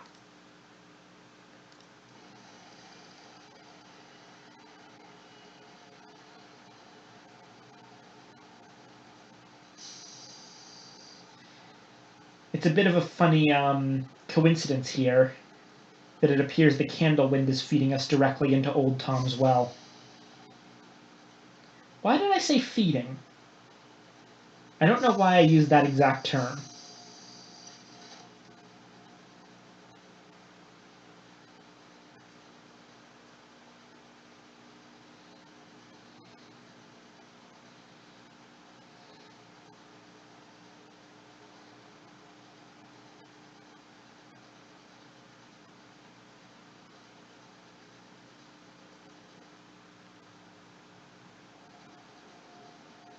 Wait, seriously? The candle wind is just coming from here?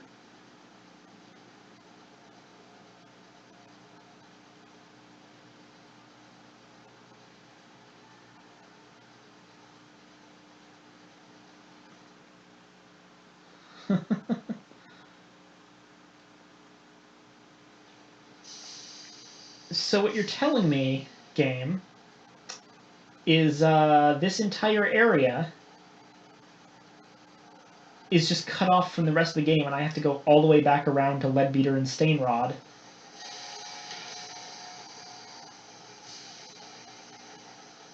to go to the Trader's Wood.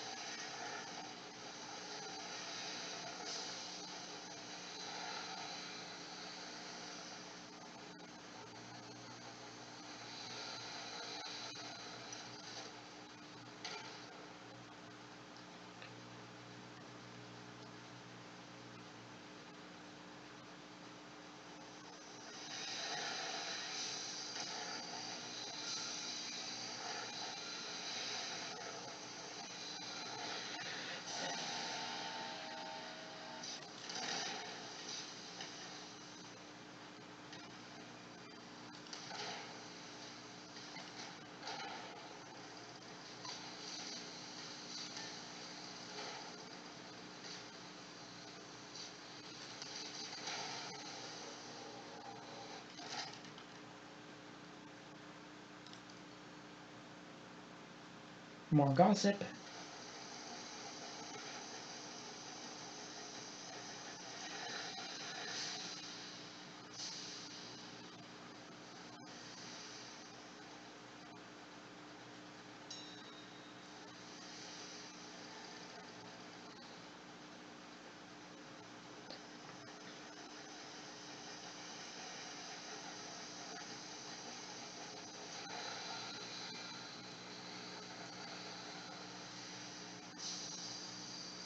Ah, more bees.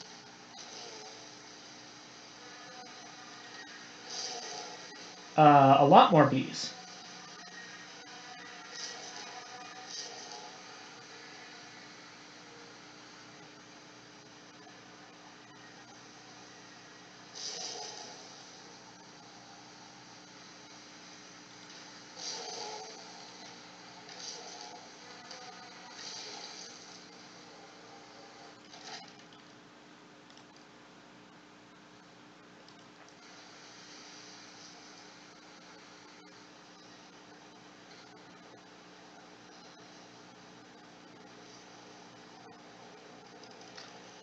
Right, getting back to Leadbeater and Stainrod is going to be tricky because we're running against the Peacock Wind. Here's a little trick that I use whenever I have to run directly against a wind.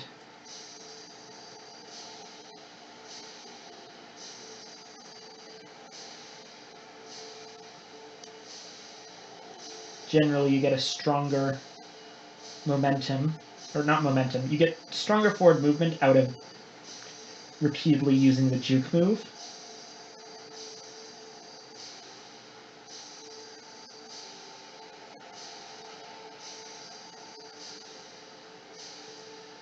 Until we can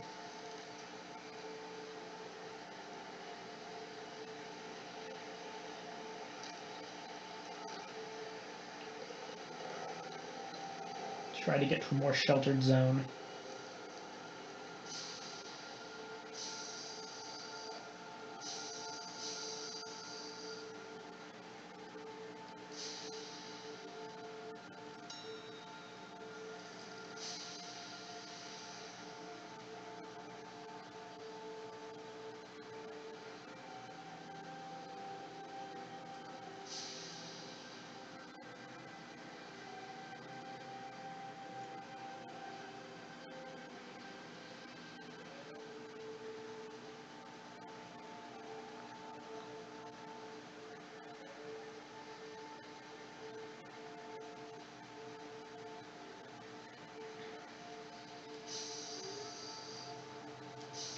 One thing you might notice, is, if you remember all the way back to Sunless Sea, is that you don't really have to plan everything out in advance so much anymore. The game's a lot more friendly with its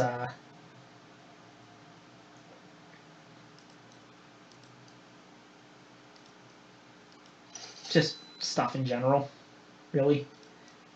I don't really know where I was going with that, but there's definitely a lot more ways to keep yourself going in the sky. Whereas in the sea, you would eventually run into, like, irreducible terror.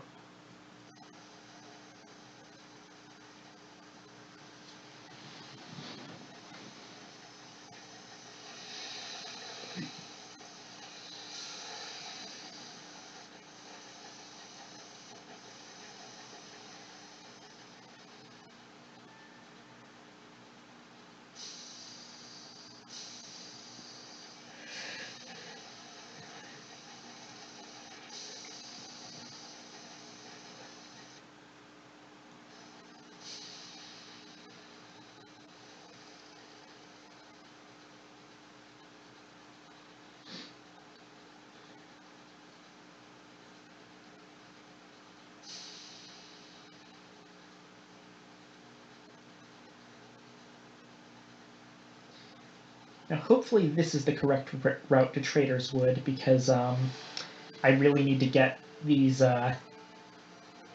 books out of my inventory.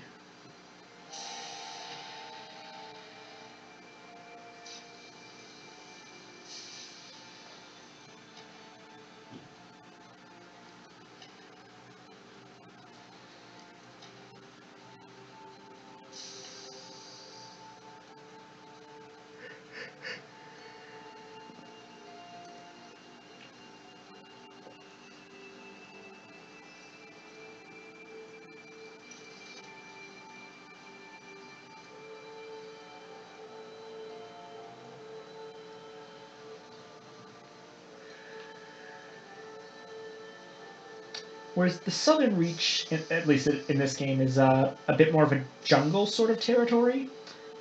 Trader's Wood is definitely more along the lines of a deciduous forest.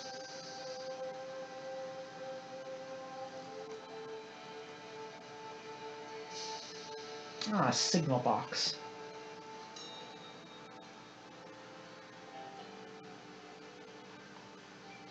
The signal box is shrouded in gray. Close up, you see that the box is covered in delicate webs studded with cocoons. From the blue and white pattern of one bundle, it appears a spider has trapped a teapot. Inside, beneath a desk covered with rusted levers, is a luggage trunk. Captains in dire need can borrow from the cash inside, but custom dictates they must later replenish it.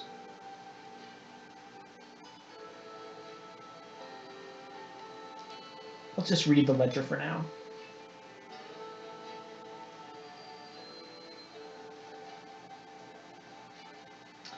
The handwriting is poor, but legible. Captain Oganah deposited supplies, superstitious after a run of bad luck. There is a column for miscellaneous notes. The captain describes the dapple of distant starlight falling over their engine, the long hours spent in the watchful dark suddenly shattered by a dazzle of cold radiance.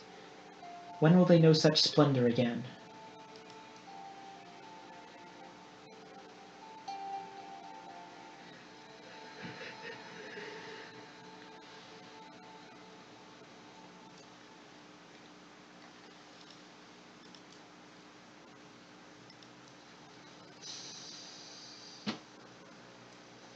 These signal boxes were once part of something called the Isambard line, which apparently failed. That glowy rock would have hours in it that you could mine, but we don't have a drill. So once again,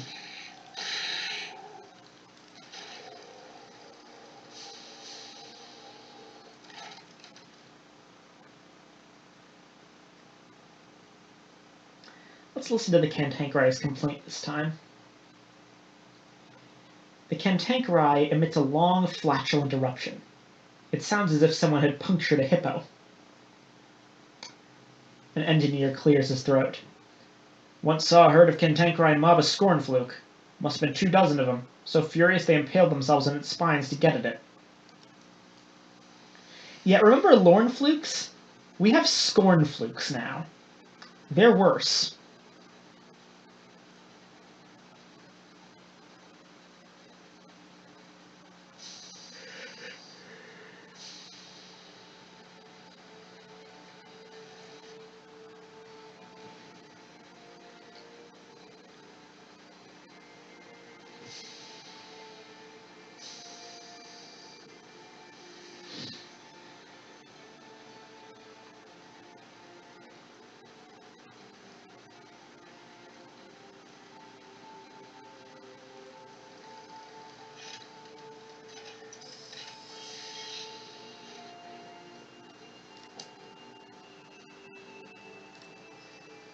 Once again, nice bargain for 2 fuel, which we need right now.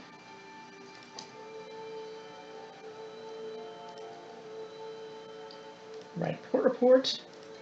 Let's share some gossip to increase our welcome.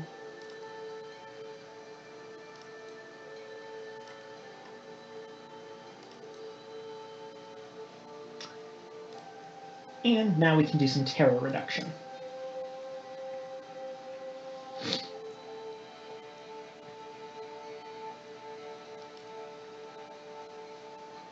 The congregation is a mix of attentive locals sitting primly at the front and visitors perched at the back.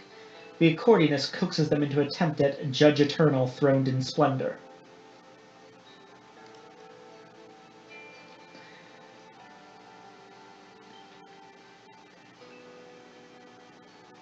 I would assume that running out of fuel is about the same thing as it is in Sunless Sea, which is that you can make sacrifices to the gods for help. You can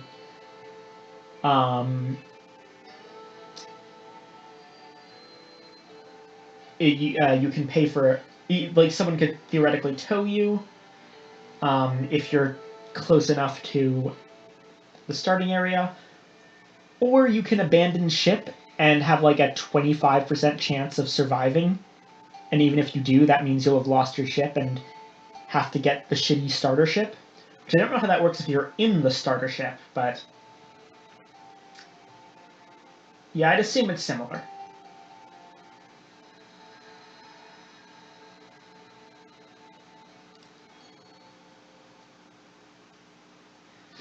The contents of the allotments are unlike familiar vegetables, but it helps to look for the similarities.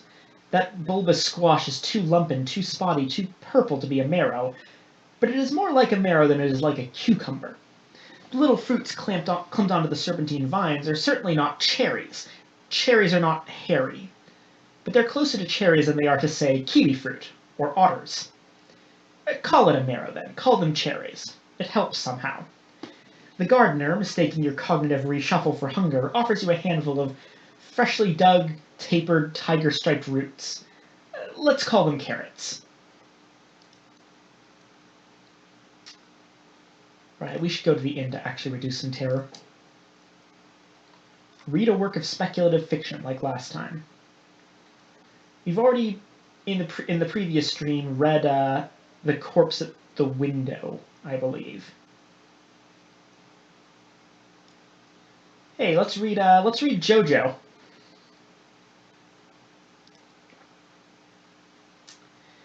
They burned the charts. For what use were they now? The incorrigible thundered through an empty, unnamed heaven, blown with a frost wind. Ahead, a new sun blazed, the size of a penny through the forward windows. There was a long way to go.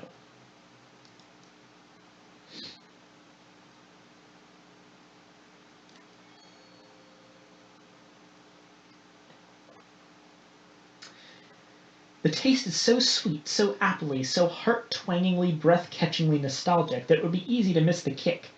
What a dangerous little beverage. You drink judiciously, and only allow yourself one more mug.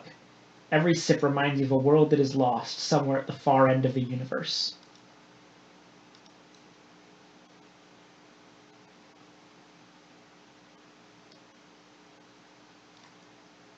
Can we do that? Oh. Welp. It tastes of golden sun in the fields left behind. Another! You must have another. The second tastes even better. The third, well, you don't remember the third one very well. Perhaps in addition there was a fourth and a fifth.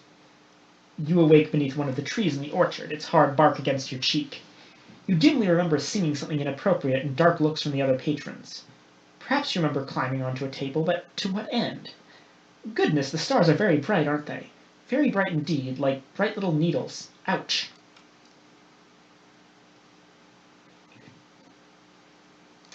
We may have somewhat ruined our reputation with the villagers, but hey.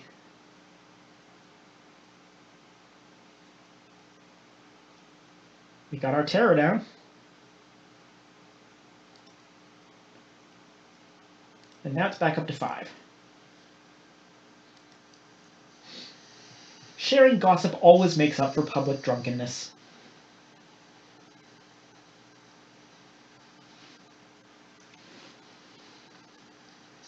And now that we've had a lovely little stop in this lovely little town, let's enter an area that I'd say is probably one of my favorites in the Reach. If only because of the cool theming.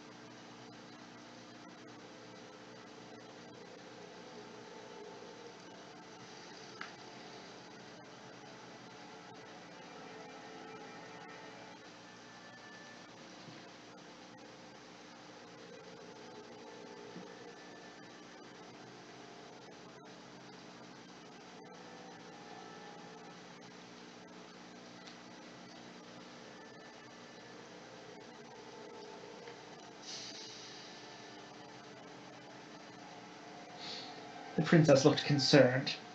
Why would you name a wood after a traitor? A sewer, maybe.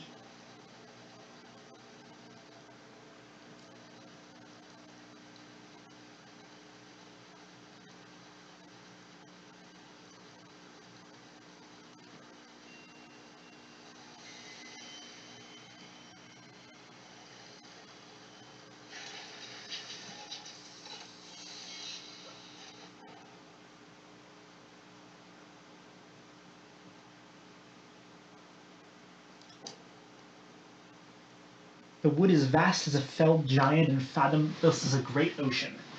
Like the ocean, much of it is hidden from view. Careful expeditions are required to go deeper into the wood. The forest is rich and wild on the verdant species of the reach. Exploring the starlight-dappled edges of the wood could be profitable. All of these are bad choices right now, but yeah. So let's not do that for now. Well, first off, actually,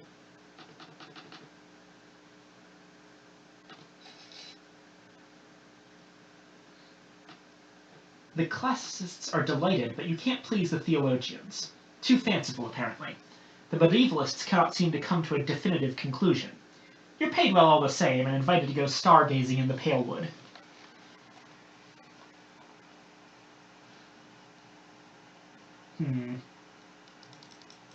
Courser nectar for 100 sovereigns is a pretty good deal. I'll take that for now.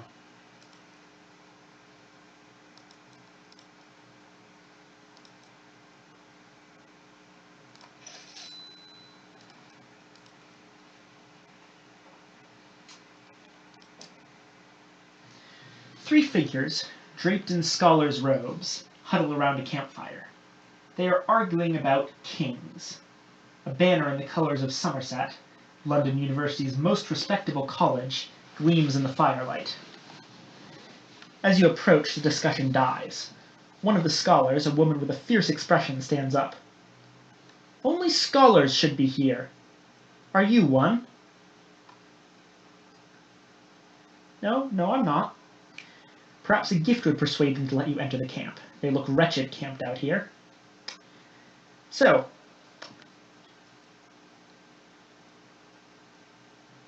if we actually did start the game off as a scholar, we would just be let in. And if we have 3 levels of affiliation with Academe, I can never pronounce that right, which unfortunately, why do we even have 2? Oh, right, because we were an explorer.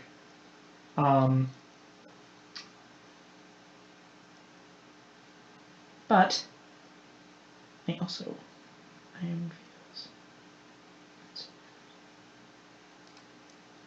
Let's switch to the princess for a bit. We can, I'm pretty sure, just bribe them with supplies. The vituperative classicist compares your offering with the burnt toast and wan tea they had been suppering on. Well, all right, I suppose. The woman is a vituperative classicist, her companion's a dismal paleographer, a forlorn young man, and a feckless theologian, a handsome youth with an easy smile. They explain that they are here to enter the regent's grave, where they believe a sleeping king lies buried. They do not agree as to the king's identity. Unfortunately, the college has cut our funding, the classicist explains. Speak to us if you'd be interested in helping.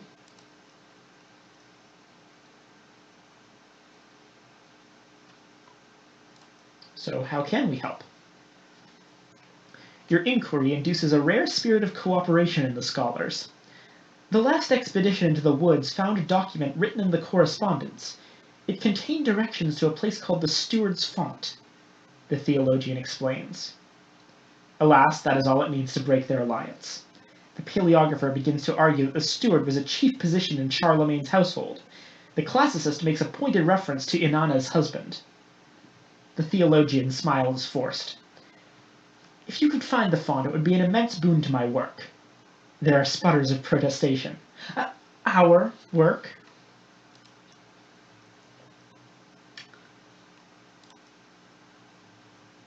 The divinity student has a dozen bad habits and a firm conviction that St. John the Apostle slumbers in the regent's grave.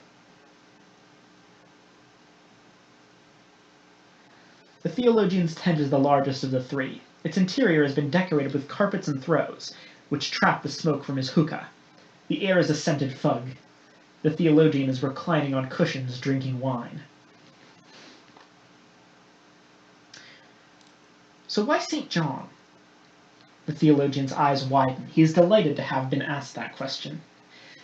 According to the Legenda Aurea, St. John is sleeping somewhere, waiting for the coming of the Antichrist, which would mean the end of the world. And what is the high wilderness but that? We left the world behind, and the stars are going out. And just after we arrive, we discover a tomb hidden in an ancient wood. He runs a hand through his hair. Sometimes we must have faith.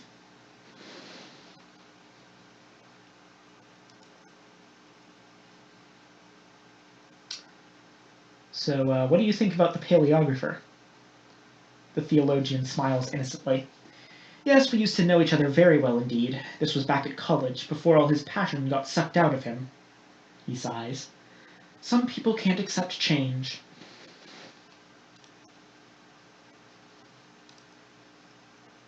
The classicist? She's very talented and very funny, and not at all nice, and she's furious with me. Why? He won't say. I think I've done enough damage. With both of them. He shakes his head. If it weren't for St. John and the academic senate sending me here, I doubt I'd have seen her again. Until she became principal, of course.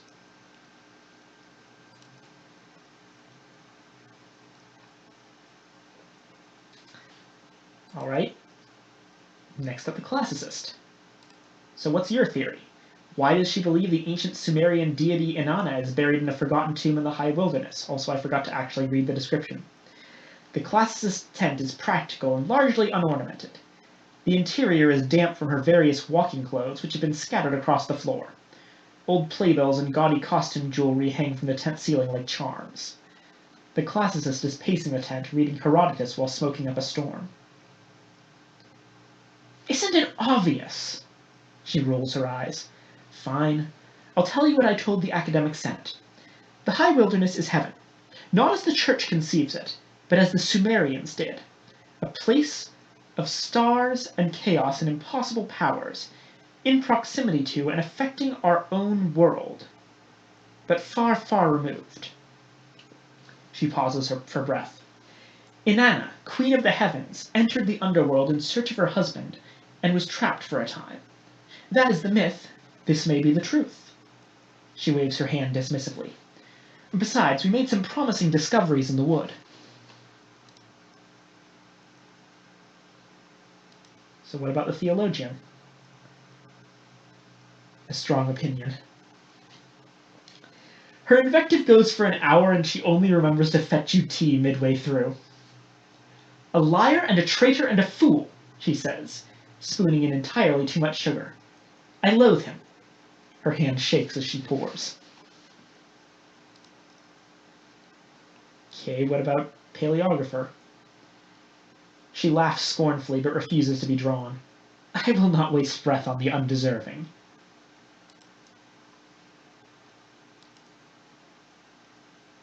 And finally, the paleographer's tent is some distance from the rest of the camp and almost in the forest. It is smaller and more worn than the tents of the others. Inside, however, the tent is both warm and sturdy. No rain leaks through the oilskin. The paleographer's inks and reference books and old theater handbills are neatly sorted. The paleographer is at a little wooden desk, conjugating the subjunctive. So, why do you think the Holy Roman Emperor Charlemagne is buried in a forgotten tomb in the high wilderness? It's a little strange, I admit. You certainly won't find this in Einhard, but there are legends that say the great king did not leave his people on death and instead sleeps in a barrow, waiting for their hour of need. He almost smiles.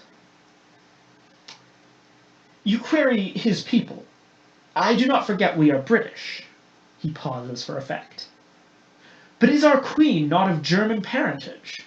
Would not her ancestor look out for her, Europe's greatest monarch, as she embarks on her most significant endeavor? Why not King Arthur? God, Frog, don't you know anything? King Arthur would be the obvious choice, and academics aren't going to take the obvious answer. That's just ridiculous.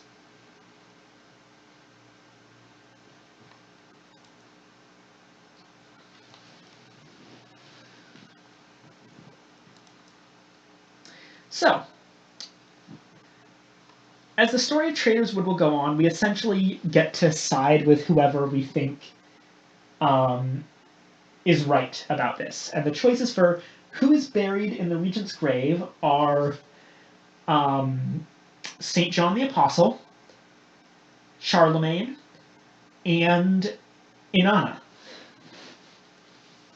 Pretty interesting set there.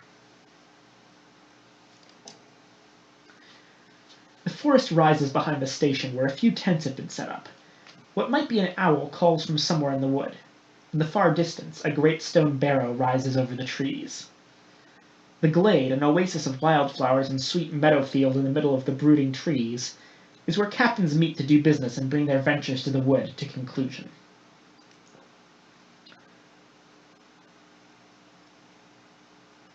Outside of the Somerset camp, the great forest of bronzewood trees has gone untouched by human hands. Voices sound in the deeps of the woods, forlorn and far away. The wood is vast and vastly lonely.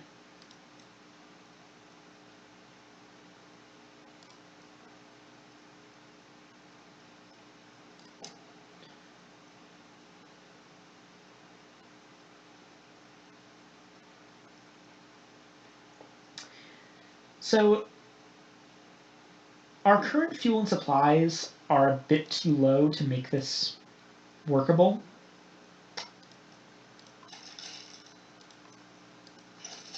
But we will be coming back here for expeditions.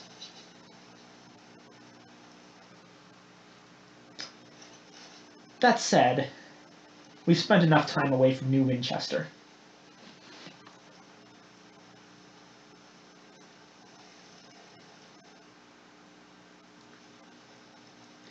Let me just check the time.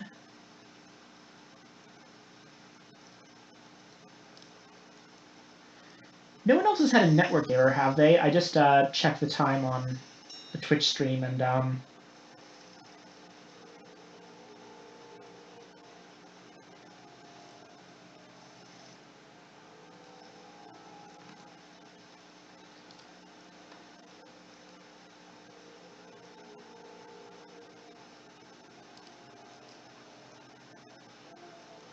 oh, press the wrong button coming back. Oh, what?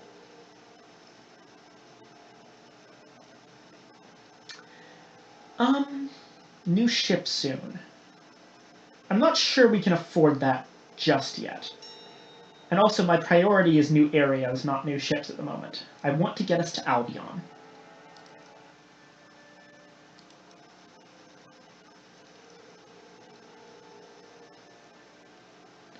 And I think we're just about to have the ability to do that.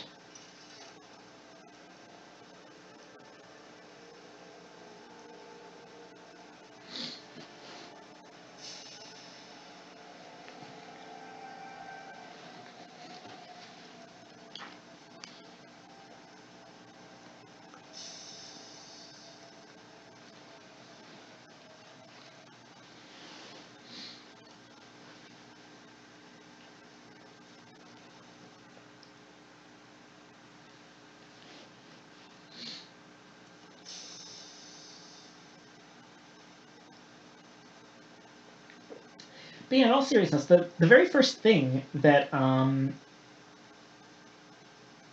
occurred to me upon Trader's Wood was, I mean, if we're talking about kings sleeping away until their time of need, King Arthur seems like the most obvious one, especially considering Avalon is supposed to be like the land of the fairies, and that kind of fits for the weirdness of the high wilderness. But perhaps the developers of the game also felt that Arthur was a bit overplayed, especially since they're British themselves.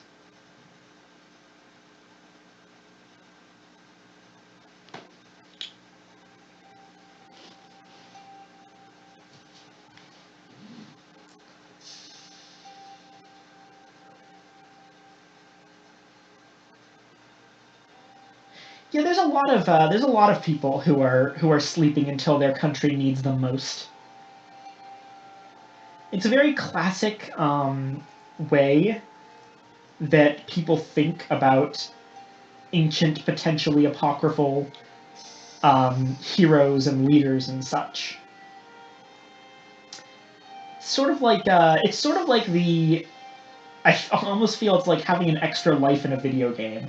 It's a guarantee that if something goes wrong, you're not left out in the cold.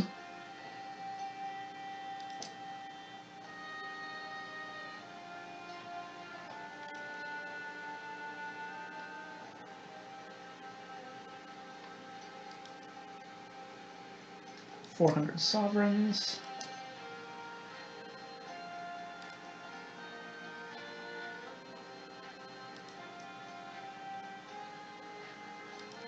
And 2 more permits.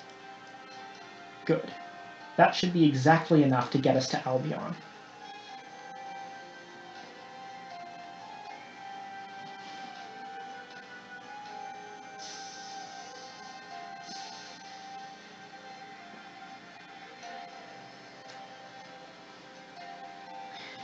You know, it's completely unprompted aside from Zeno mentioning him, but I'd like to take this moment to ramble about the fact that I think that Fate Grand Order has done Phelan really dirty because he's a really cool hero, and I would love to see more of his stuff without him being reduced to a joke.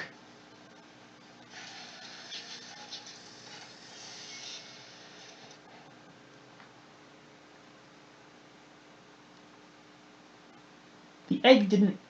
Oh geez, I completely forgot we had the egg, and I'm honestly shocked it didn't break. Because that can happen at random. But the sign over the small stall at the far end of the platform is rife with mistakes. How is it possible to commit so many errors when writing the words, "I buy eggs"? The man behind the stall wears a crooked hat and a tattered coat. He is in possession of more twitches than teeth. "Care to sell some eggs, Captain? I buy 'em." He points to that sign proudly.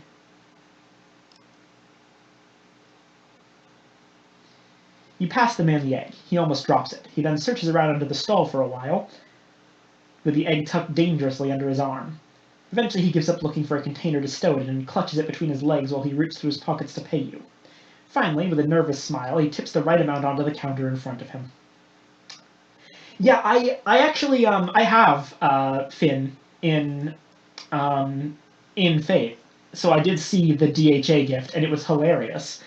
I actually really like Fionn when he's not being a creep and is just making puns about salmon.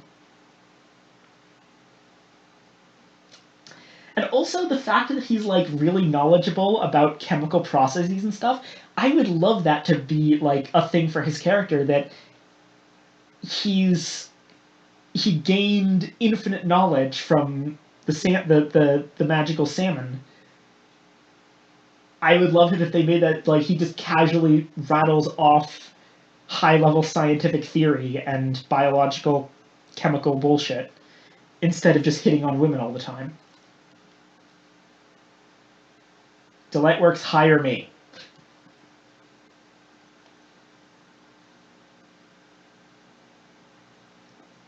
Let's see.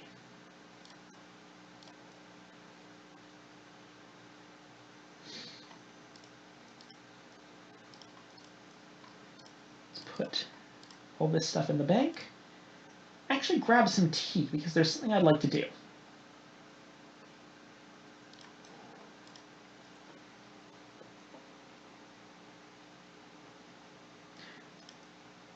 First, let's talk to the...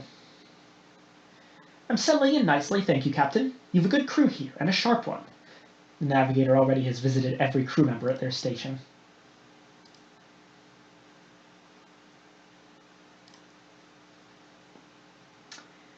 He clears his desk for the tea set by sweeping papers to the floor. I'll tidy up afterwards. The condition of his cabin casts doubt on that. I grew up a servant of the Eagle Khan's ambassador to London. His son, Altan, befriended me. We'd climb out the attic window to race urchins together. A wistful note enters his voice. We never won. The navigator trickles a spoonful of sugar into his cup. Then another. Could we stop at London?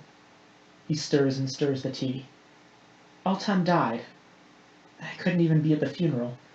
I want to say goodbye, but I'll need to speak with his parents first.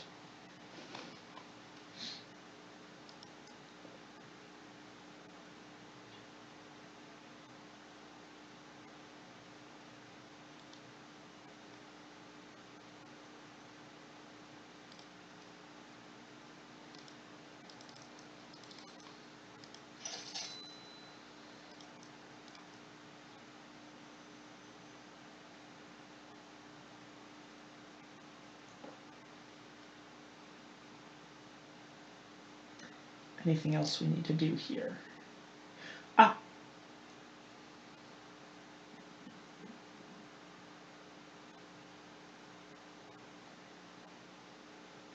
Lots of stuff to do here, actually.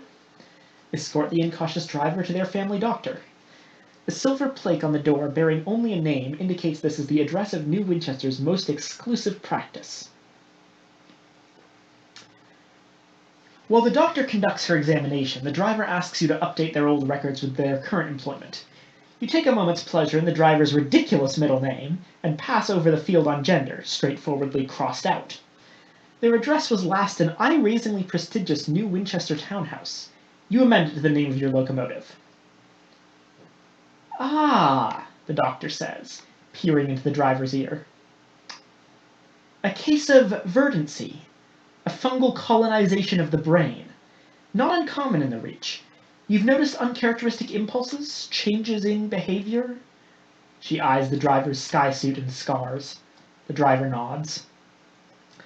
Yes, the spores root deeply in the brain. Attempts to extract them have had less than satisfactory results. I'm afraid the best prescription is to entertain them. Take them where they want to go, see the things they want to see. Typically, a little travel does the job. They'll soon lose interest.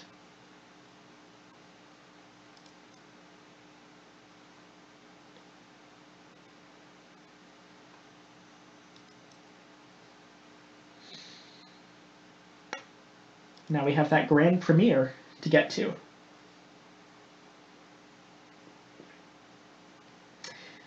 Madame Lumiere has reopened a theatre beneath the arches of the Bishopbridge. Prominent Tacketies sit with London sympathizers. They have formed a brief truce, united in their loathing of the cramped velvet seats. A light flares on the plaster wall. The film begins. The film is titled The Concupiscence of the Verdants. Flickering images on painted lenses jerk across the wall. The camera luxuriates in the collapsing brown flesh of a fruiting fungus, the flight of a sporing body, the sudden bursting of a violet fungal sac, the prolonged death spasms of a cameraman. There are gasps from the audience. Take in the detail. Lumiere has an exacting eye. Some of the shots are blemished, but what has been captured reveals much about the Reach's flora. This work is worth careful attention. Admire the wider picture. If you avoid looking at the foreground, there is much to appreciate.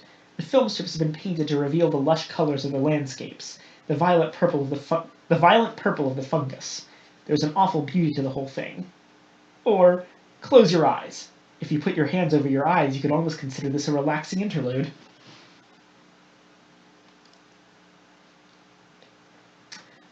The final sequences of the rotting fungal husks collapsing onto the settlement is exquisite.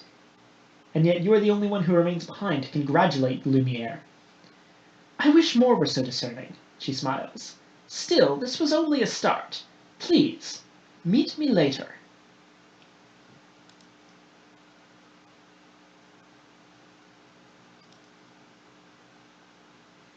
She rings for 2 cups of nectar-infused tea. I crave the stuff, she says, a smile creasing her face like a well-used cushion. I'm too old to be lugging cameras about anymore, waiting for the perfect shot. My own fault. I could have stayed in London, but I wanted to see the stars. Thanks for helping me home.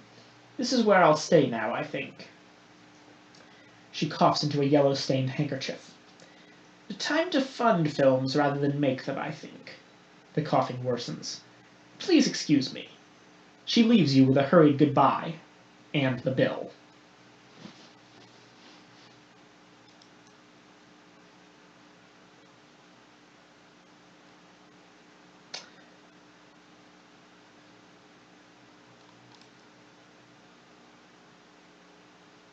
So we actually unlocked this because we visited Hybris. The meeting takes several days to arrange. She rejects the Round Table as a venue, and all of the cafes in the Upper District, even that nice tea room under the bridges. Eventually, you agree upon the parlor at Company House, which is open to visitors on a Sunday. The persnickety factor requests you change table 3 times before she is satisfied. I'm looking for several disappeared colonists. I believe their destination was Hybris. I'd be much appreciative if you were to take me there.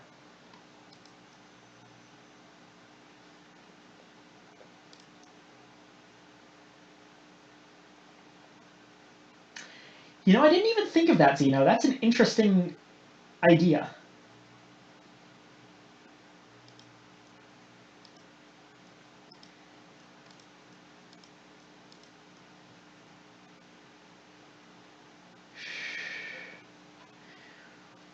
We could trade our current engine for the Parzival class.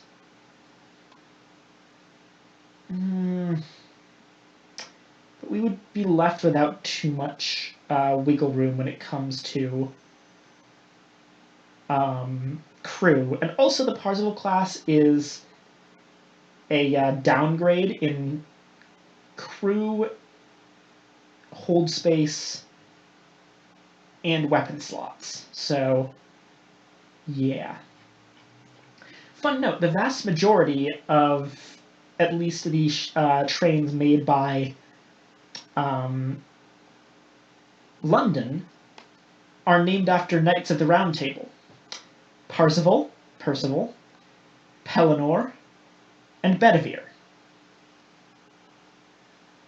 We'll see more when we actually get to London.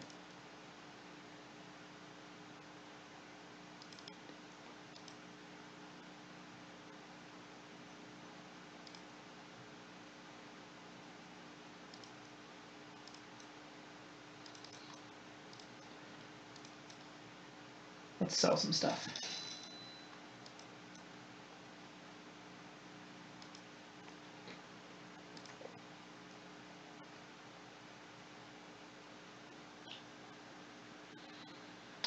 Now what we can buy, however,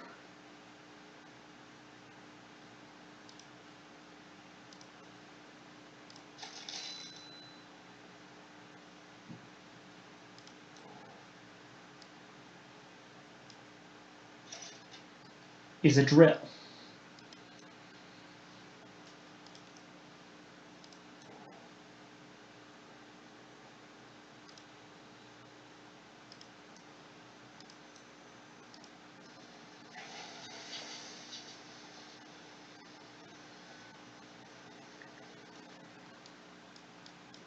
We're headed to Port Prosper.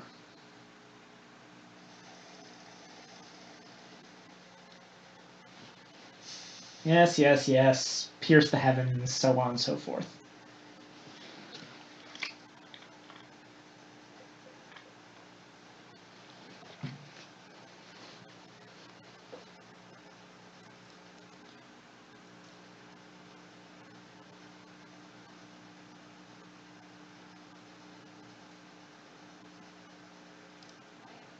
Oh yeah, we should probably talk to the driver again.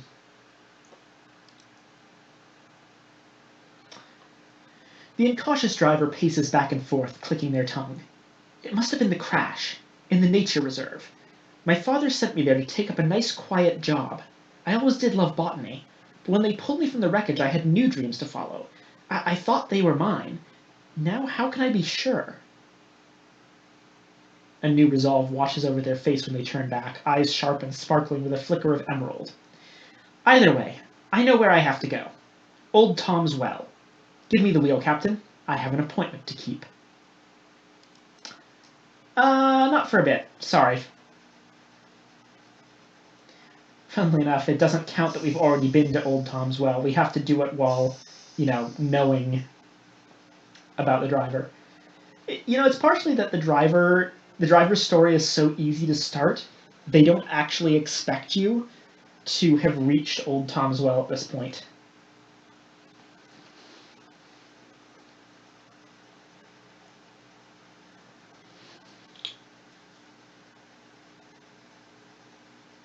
This game's also very much nicer about giving directions than Sunless Sea ever was. They actually tell you in what general direction ports are as soon as you have something that requires you to get there.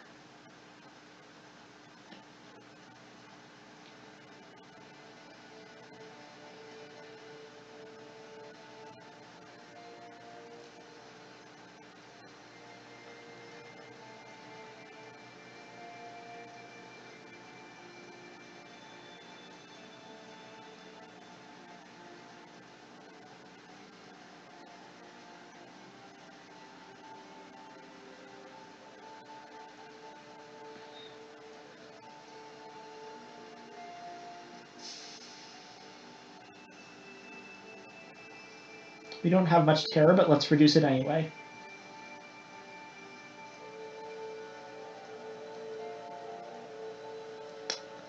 Memorial to the Unknown Rat.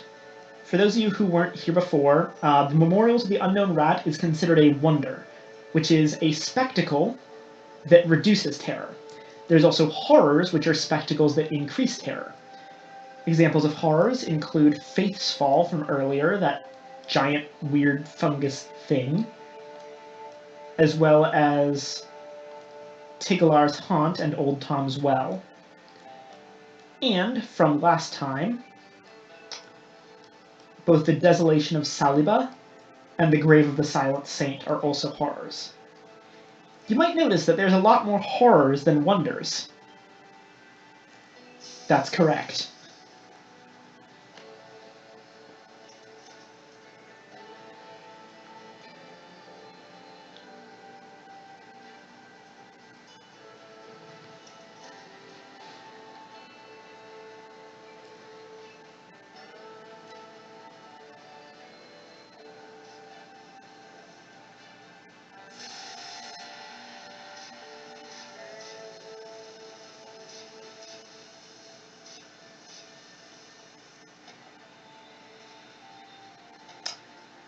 Fun fact, that thing that they're firing, you can actually get that weapon as well. It's a random drop from Destroyed Marauders. It's called a Marauder Mangonel.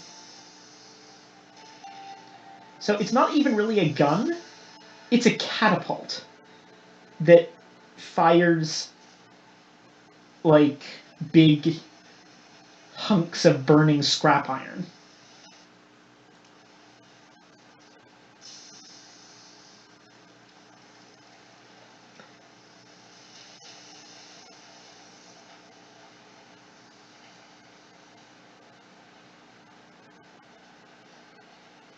Back to Port Prosper and the Mornington Abrathat span.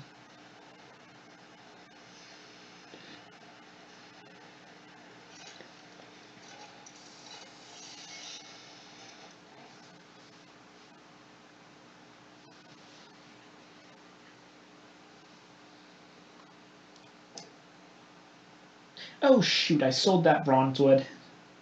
Should have brought it in a gourd of nectar.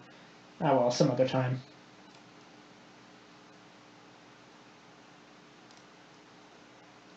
Port report. And hey, the Grand Ball.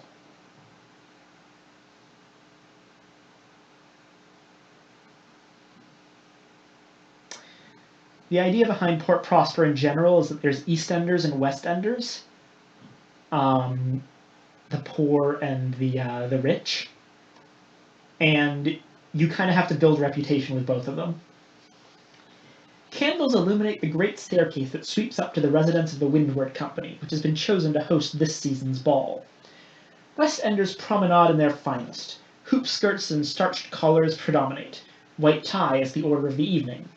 A few East Enders, mostly actors, have secured tickets. Most are servants if they are seen at all. The orchestra is playing the score from Victoria's first ball under her throne of hours. Let's be real, do we honestly think that Kitty is ever not going to be on her worst behavior? You drink far more than is appropriate, willingly aided and abetted by several friends among the servants. You dance reels and jigs, disrupting carefully choreographed waltzes. You compare the parsimonious chairman Chairman's voice to a dented recorder. You startle, you outrage, you cavort. The older generation are appalled, and the younger generation delightfully scandalized. Your friends in the gallery are quite beside themselves. The stories of what you did with the bust of the consort circulate round the East End taverns for days.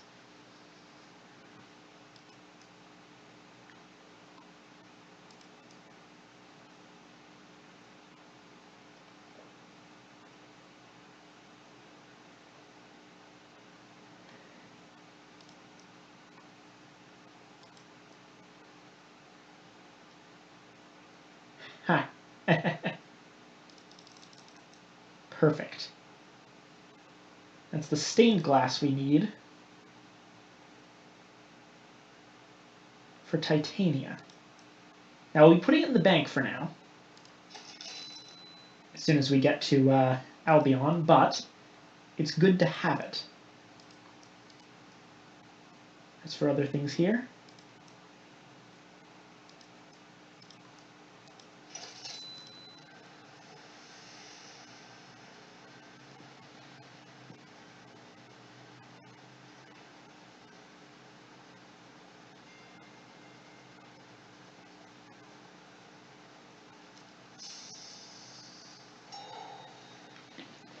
stock in at the transit relay. Ah yes, the delayed package. Turns out the previous courier was detained for having the wrong paperwork. Fortunately, the goods were impounded on this side of the relay. Sign here. The bored customs official is glad to clear some space in their cramped office. As long as you don't want to travel between regions without the appropriate paperwork, they couldn't care much less about cargo. This package has been serving double duty as a card table for the last week, but now it's yours, and the people of Magdalene's will be glad to receive it. We'll get that to Magdalene's as soon as we can.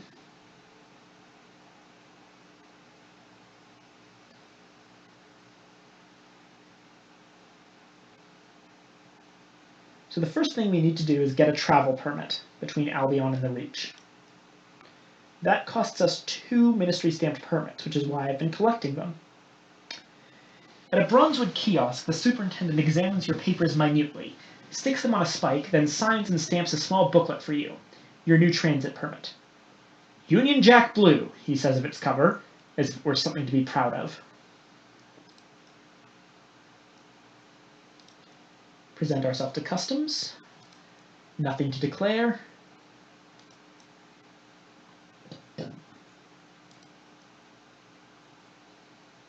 Travel to Albion first class with our last ministry stamped permit.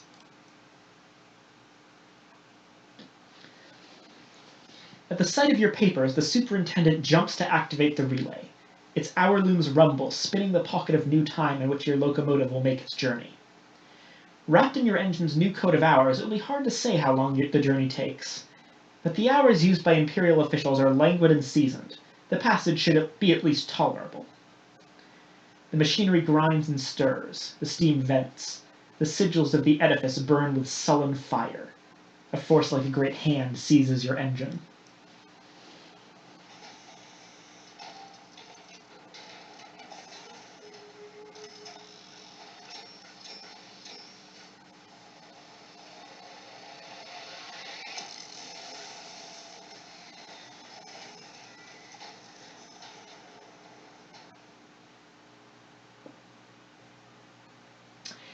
Hours are hours.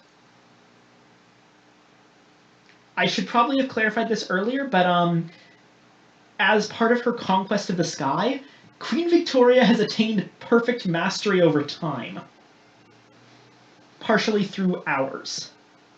Basically, they can fuck around with time quite a bit. But yes, they do somewhat fuel FTL travel. Not because it's actually going faster than light, but it's taking a normal amount of time. It's just that for all of the time that you spend traveling from place to place, the hours that you use to go on the trip are reverse it. So it ends up taking a reasonable amount of travel time when it should take much, much longer.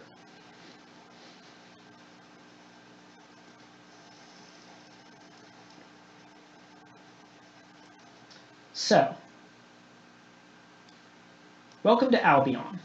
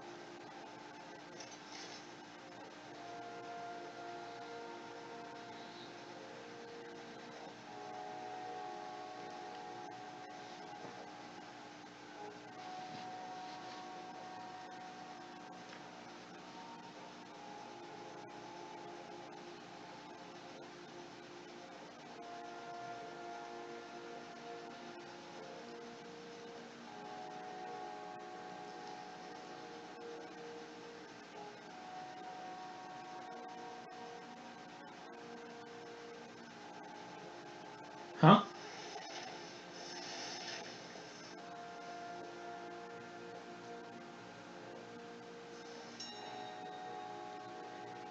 You have strayed into a place where the weave of time is frayed. The sky groans. The borders that separate past and future crumble, and your engine is dragged in.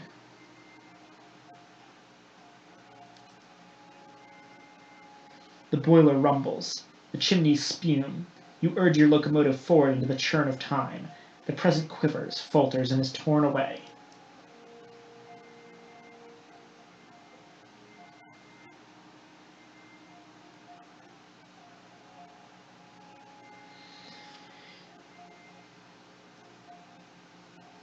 Your engine heaves, throwing you to the floor.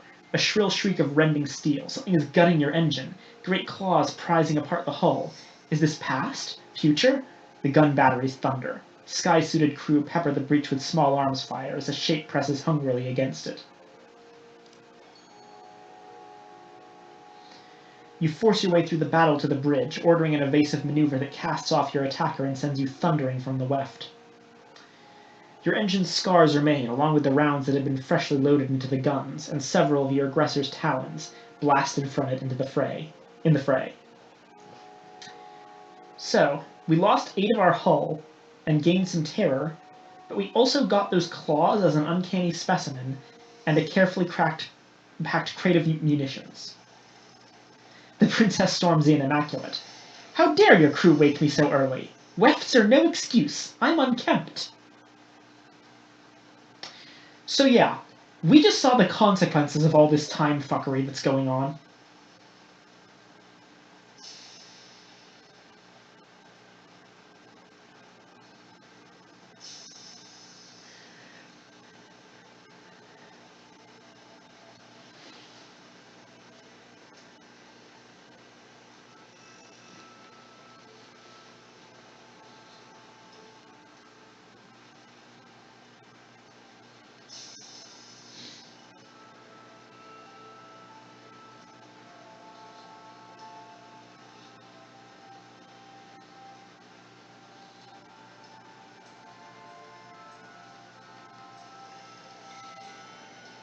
Everyone, welcome back to London.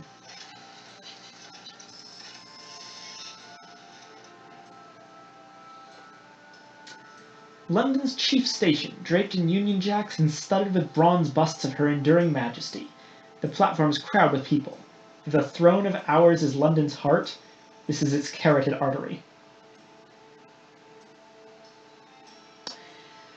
Yeah, I'd say that's probably about right, Zeno. Also, a returning character from the Fallen London browser game, your inconvenient aunt. Your aunt is here. Dear God. Somehow, she has found her way to the high wilderness. She is trying to get your attention with the frantic waving of her horrible hat.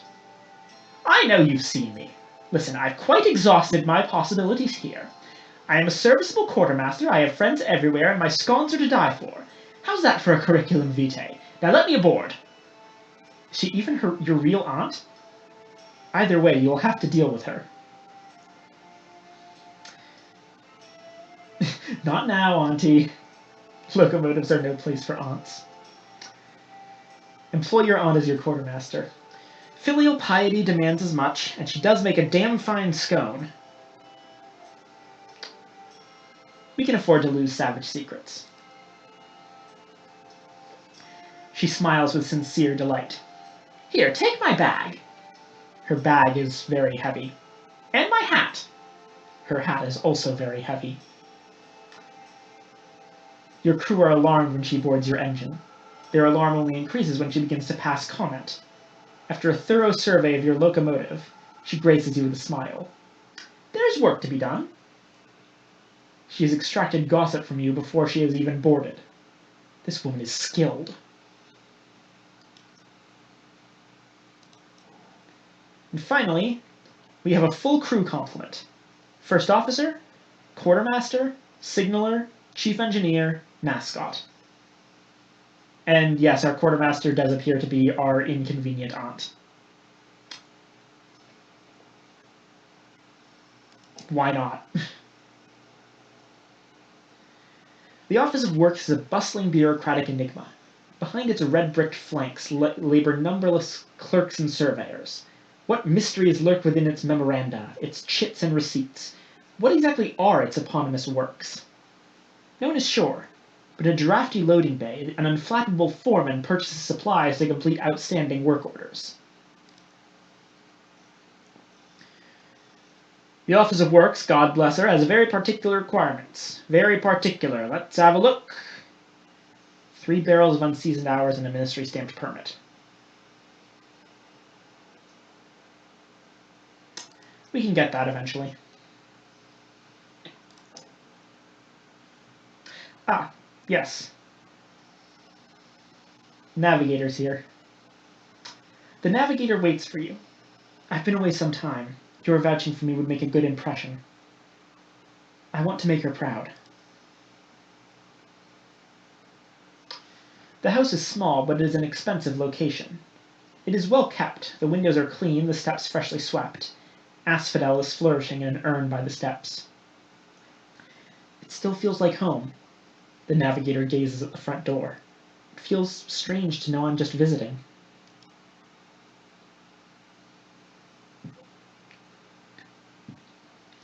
The grieving matriarch herself opens the door. She sees the Navigator and yelps. She laughs. It disintegrates into tears. The Navigator enfolds the woman in a hug. The matriarch glares up at the Navigator fondly. I've been so worried! The moment I knew you'd signed up. It's so dangerous out there. What if something had happened to you too? She hustles the pair of you into the drawing room. My husband's at work. He'll be disappointed to have missed you.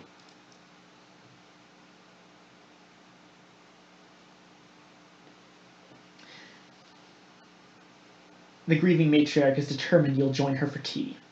She even refuses to let the servants assist. She is rushing towards the kitchen when the Navigator intervenes.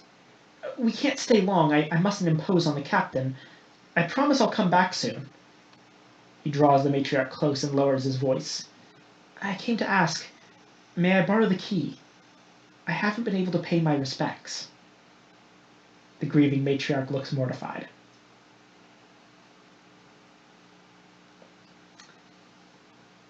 Kitty's never been one to really care that much about social norms.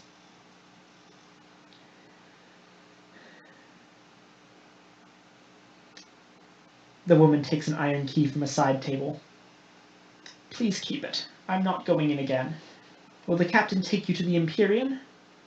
She searches the Navigator's face. You look tired. Are you working too hard? I'm fine. I'm first officer. I'm doing well. You're all skin and bone. Is the captain feeding you? The matriarch turns angrily towards you. Please, don't. The Navigator's voice is barely audible.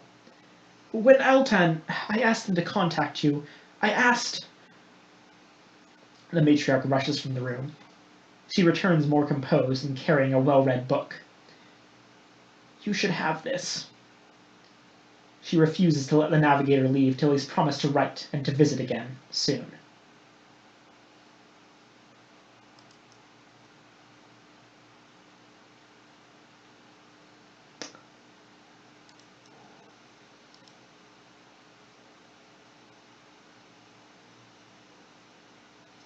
We're going to need another savage secret.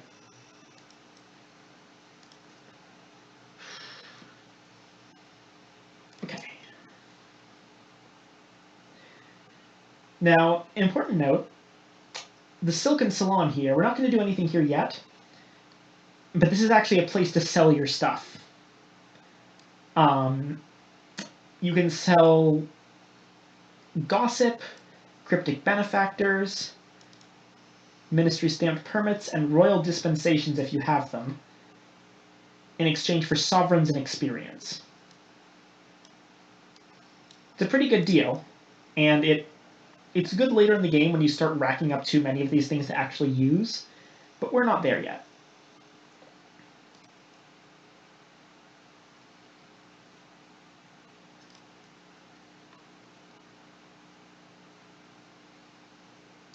Steam and Sapphire Yards is where you can repair your locomotive.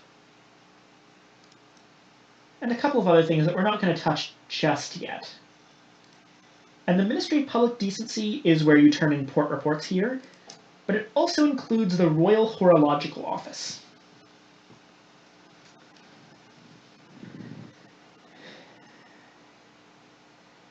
We could talk about our encounter with the Weft, but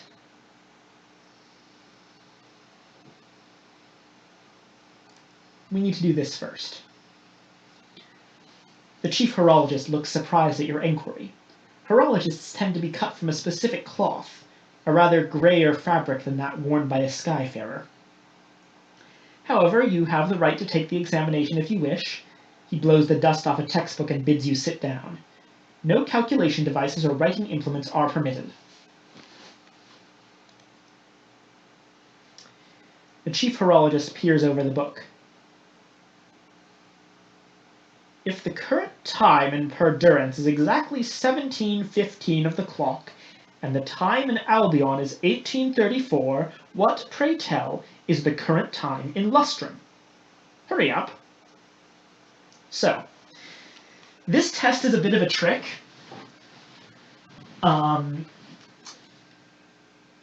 You don't need to worry about math. Here's the thing. The official opinion of the Royal Horology Office is that Albion time is universal. Any alternate times in other ports are incorrect. Therefore, the current time in Lustrum at 1834 in Albion is 1834. That is your answer? Very well, we shall continue. And now a tricky one, perhaps. The chief horologist coughs. The train from the Brabazon work world arrives at 11:30 in London. The current time shown on the master Brabazon clock is, he winces, 14:30. If the train took exactly 1 hour to make the journey, it does not, of course, I merely offer this as a hypothetical for the sake of testing, what was the accurate time of its original departure from the work world? It would have departed at 10:30. Interesting, very interesting. He pauses for a moment before writing your answer down. You wait patiently for several minutes, but the third question doesn't seem to be coming. The chief horologist's eyes, have drifted closed. A thin string of drool dribbles from his otherwise dry lips as he snores. Nudge him gently. The fellow must be pushing 100. Oh, excuse me. He glances at your answers. Well, you seem to have the idea. No point going through the other 248 questions. Congratulations, you are now officially a Royal Horologist Apprentice 3rd Class. He pauses. Speaking of which, I have an assignment for you. Temporal inconsistency. A suitable test of your practical skills. Take this pocket watch. It is both your badge of office and your compass pointed to the correct time. Wear it proudly, keep it well wound, do not get it wet. The smaller gears are quick to rust.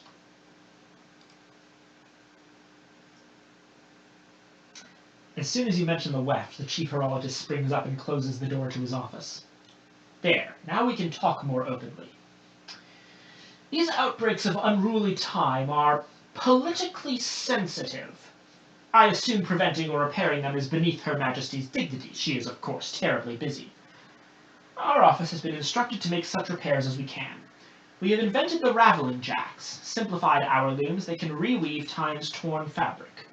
If you would assist, we'll pay for every weft repaired. Unfortunately, the jacks only work from inside a weft, a delicate operation, and I'm afraid the machines are fragile. My superiors insist we demand a small deposit before you requisition one. So that's basically joining the Royal Horological Office. Does have its own story attached to it, but it's mainly to unlock a more productive thing to do with time wefts, which is fix them for money with a raveling jack. I'm just glad we've unlocked that. We're not going to do it yet. Nothing to do with the ministry at this point, since we don't have any reports to turn in. Put all this stuff in the bank. Buy fuel and supplies from Spitalfields Market.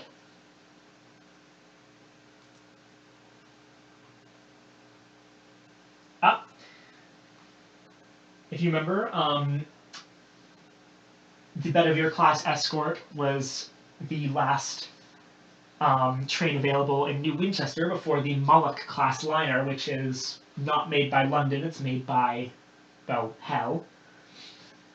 London actually sells an even better train, the Agravain class Juggernaut. So yep, Agravain now.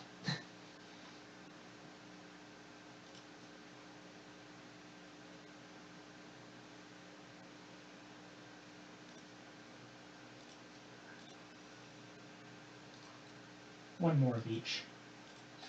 Running low on fuel.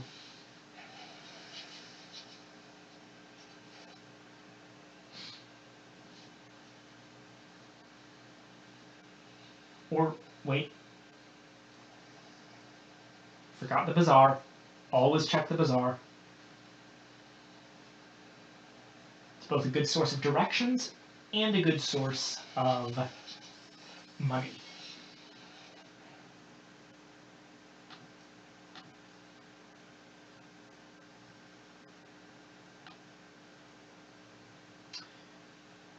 Looks like both of these are for the floating parliament. 3 carefully packed crates of munitions are probably easier than the bronzewood.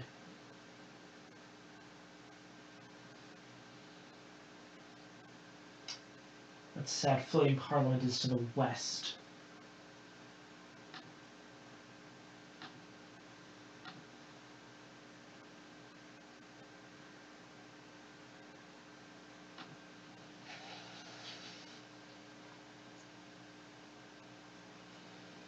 It's to the west, and the work world is to the east.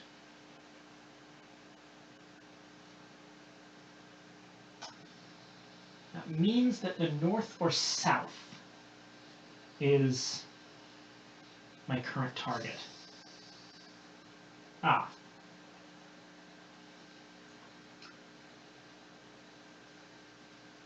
Coffins floating in the sky. Humble wooden coffins pepper the sky here. This is a bully's acre, a pauper's graveyard. There is little room for the dead in London. We could reduce our terror, but we don't actually have any right now, so...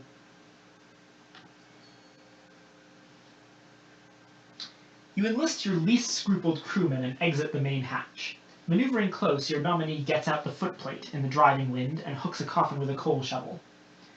The lid comes off with a groan before falling away into the sky. Well, it seems this poor soul tried to take it with them after all. Ah! hold on.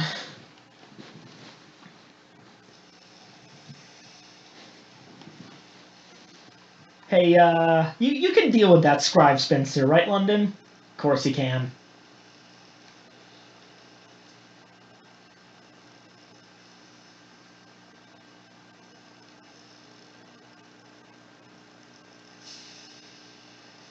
Scribe spinsters are pretty nasty, and they have that eagle shriek.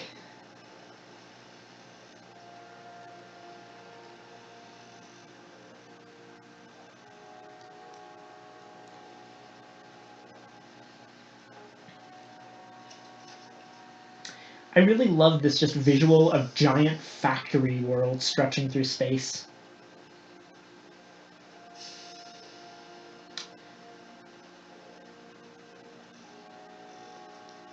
Brabazon, such efficiency, such moral apathy. My people should be taking notes.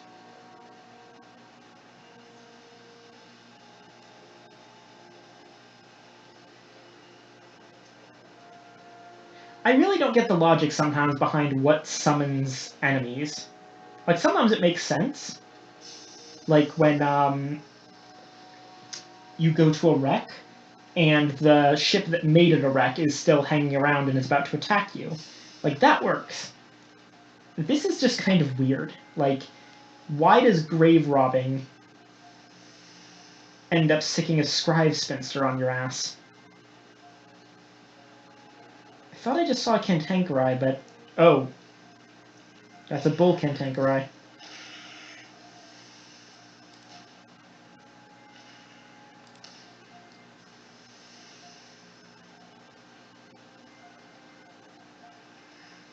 Oh, shit.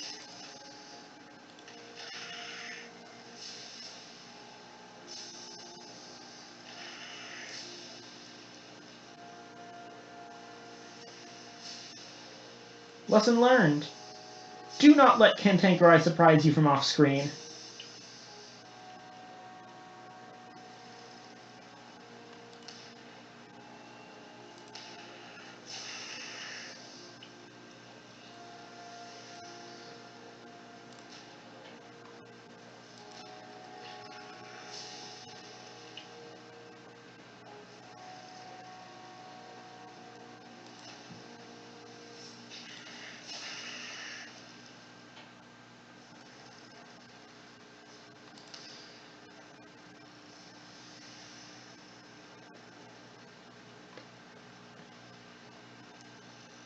Fine.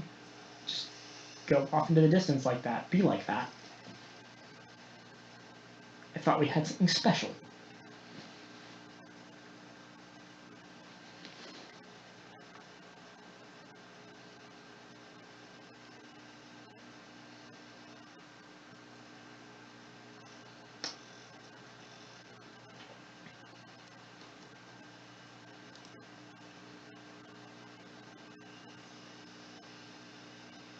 Don't know how much longer the stream's going to go, but there is a place I'd like to visit and show you guys beforehand. I think we're close to it. Maybe.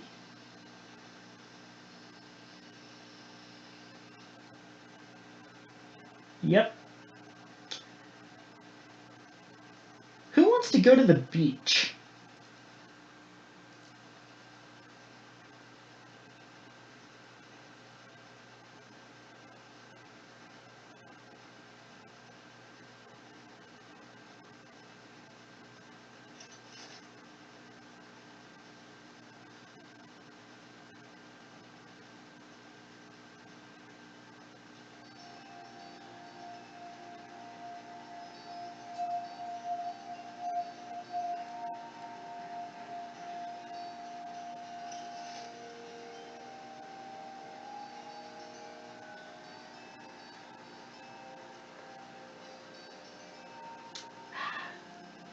Look at all this mist. Can't you just smell the seaside?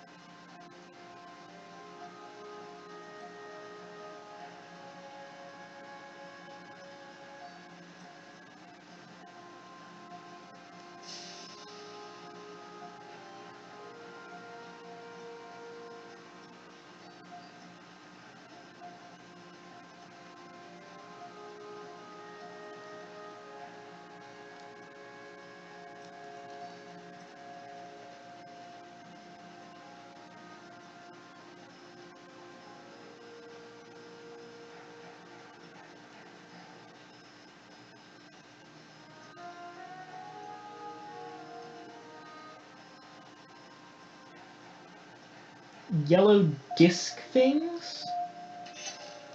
Not actually sure what you mean. Oh, hey, we leveled up.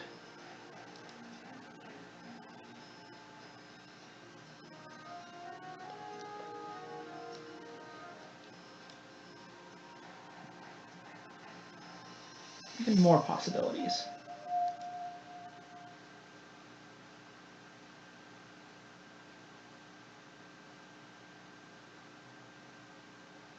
Oh, those are probably signal lights of some variety. I think I know what you're talking about.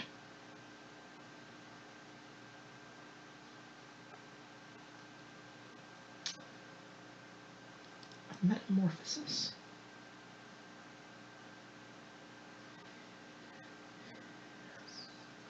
You could no longer be the person you were told to be. Your old life would have ground you beneath it. You had to change, but was the change slow or sudden? That's one possibility that I'm looking at. Haunt is another good one.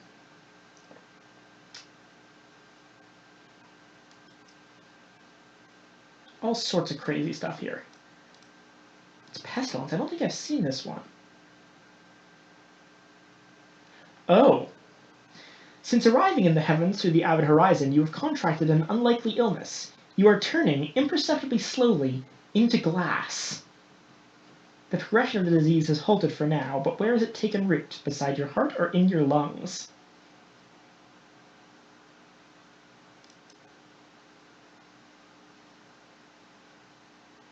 Actually, let's do that, because if you remember,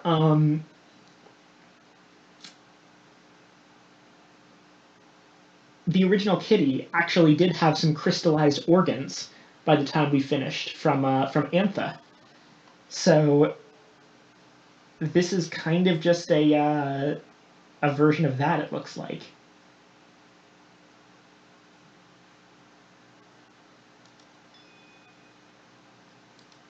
I like beside your heart.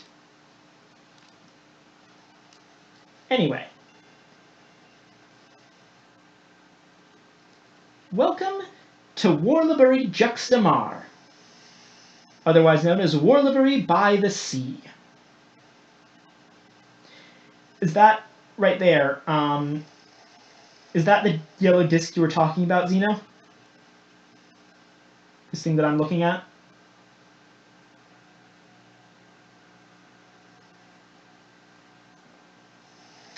That is a lantern. Essentially, they've got a light floating in a little gyroscopic thingy in the sky to help guide people.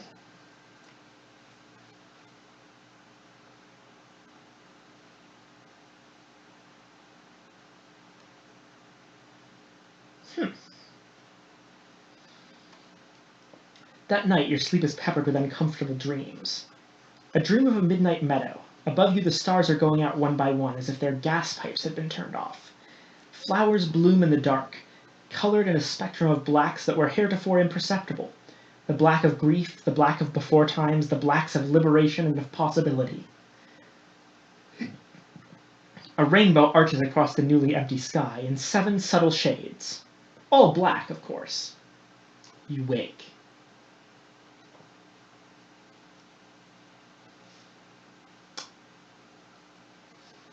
Why don't we write down our dream? That seems like a good idea. Deep into that darkness peering. That reminds me, one of these days I really have to do a stream of playing Eternal Darkness. That's one of my favorite games. You record the dream as vividly and as thoroughly as you can. Does your hand tremble as you write? Does the ink spill? And when you read it back, does it make sense? Or does it sound like the ravings of a crumbling mind?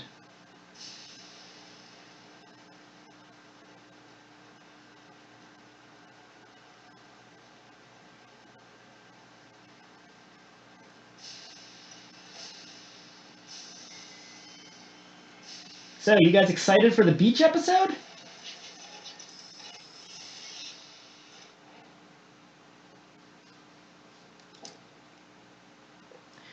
Warlibury Juxtamar dazzles like a Faberge egg. I never know how to pronounce that.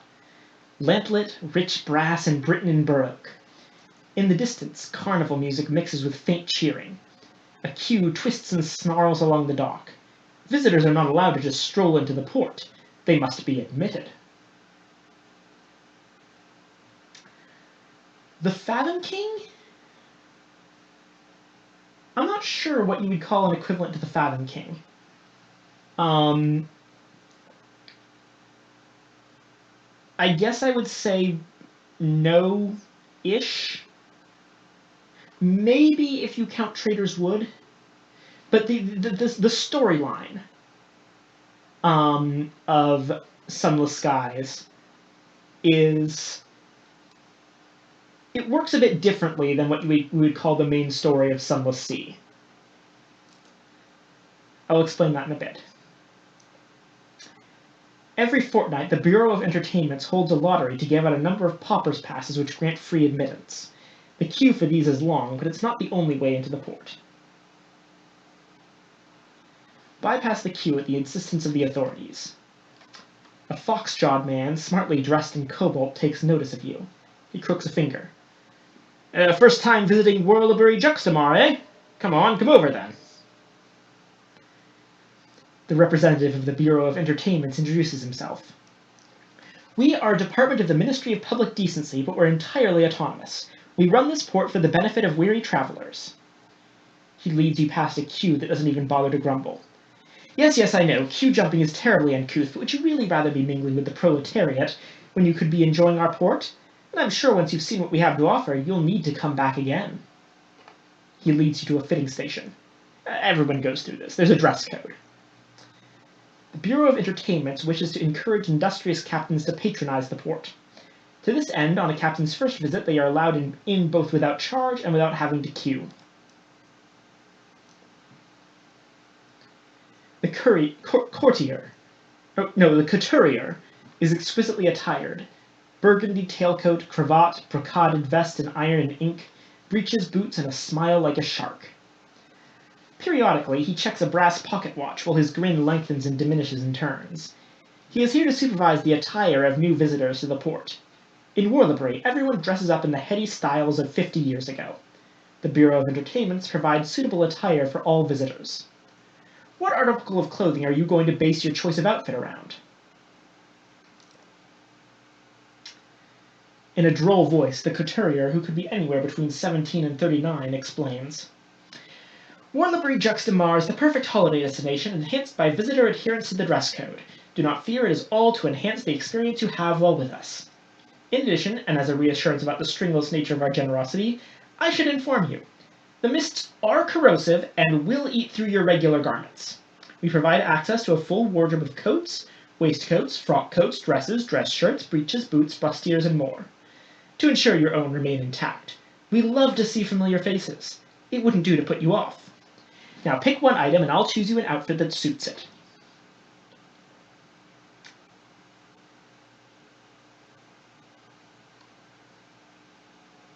I feel like wearing a dress today.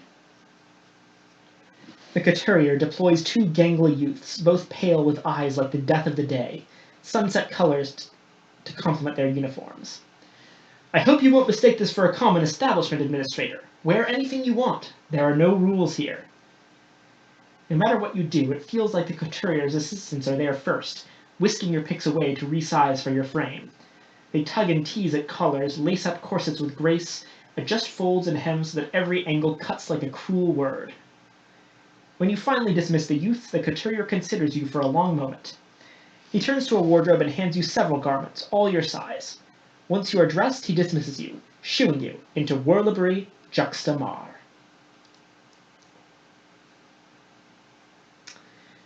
Okay, first thing we need to do is save our obviously delicious rabbit.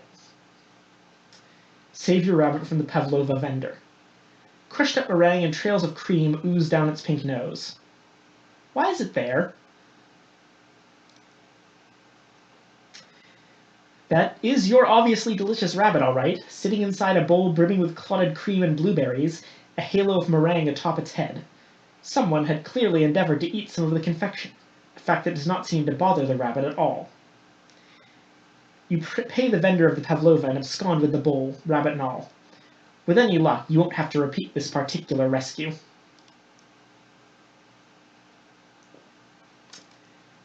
Got our port report. In the face of candy floss, guards are let down. Presented with this much tea, defenses are dropped. This should have been a good place to gather information. Unfortunately, the screams of the donkeys render eavesdropping impossible. Still, even by itself, a list of visitors is certainly worth something.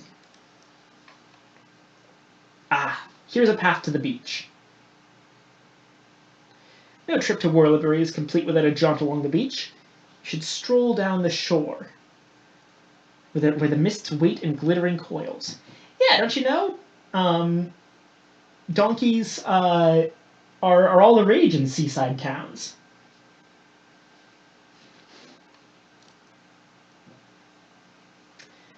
This is a beach. Of course it is a beach. What else could it be? It is a stretch of pale particulates and roiling mists. The air smells of salt and things that mummified in the sun, of cinnamon and licorice. It is pebbles and grains of blue glass, tendrils of something curious and organic, worm-like growths tufting through the sediment. This is exactly what beaches are.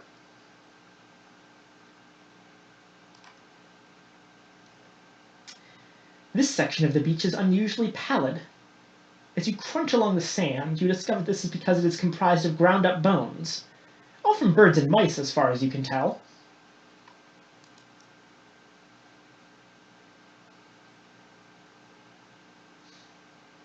You lazily wandered back towards the arcade, your clothes soaked from proximity to the mists. No trip to Warlibury is complete without a donkey ride, a man in a candy-striped suit bellows while his donkey drools a string of iridescent tumors. How can you resist?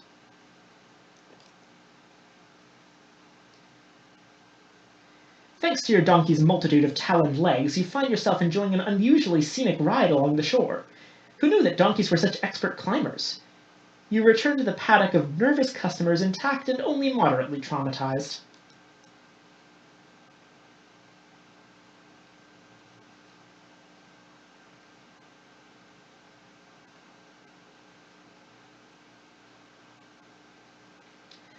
Ruminate on the nature of donkeys. They are very earthy animals, but where has their ordure gone? The extraneous entrails they've shed, the vomit. None of it is ever anywhere to be found.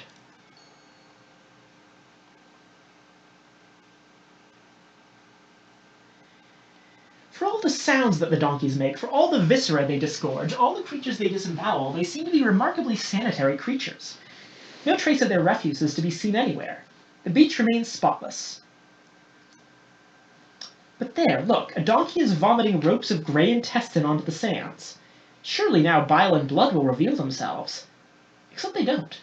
The air flickers, and once again, everything is completely hygienic.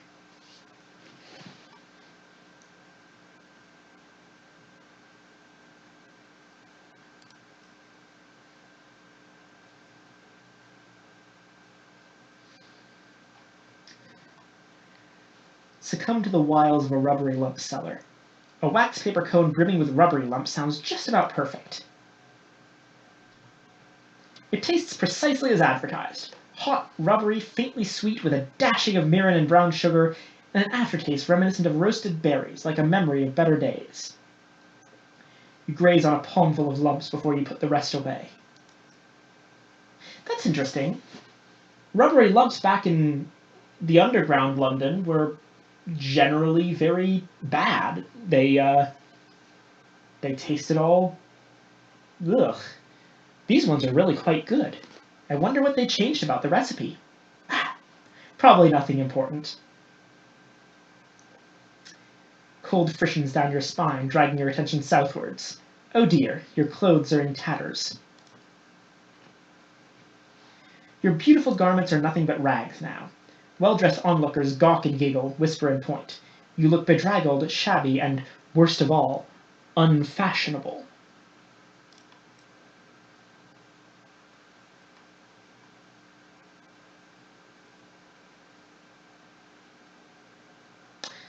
That said, we can get right back in by providing them with 2 uncanny specimens, which we have 4 of. I'd say we haven't had enough time at the beach.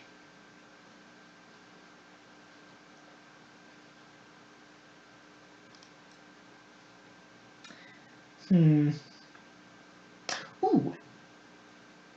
Of all the finery on display, the footwear is possibly the most avant-garde, with fashions that border on ludicrous. Exciting. It is the couturier who goes to his knees, latticing your foot between his long fingers. In the frame of his black-on-black eyes, your reflection is that of a stranger's, wild and otherworldly. A personal touch is all he says. The couturier does not permit you to rise, nor does he allow you to pick your shoes. Instead, he ferries you options to sift through: high heels, sensible clogs, equestrian boots in the softest leather, open-toed slippers, sandals teased together from gold wires. When he is finally satisfied, he considers you for a long moment. He turns to a wardrobe and hands you several garments, all your size. Once you are dressed, he dismisses you, shooing you into whirligig juxtamar.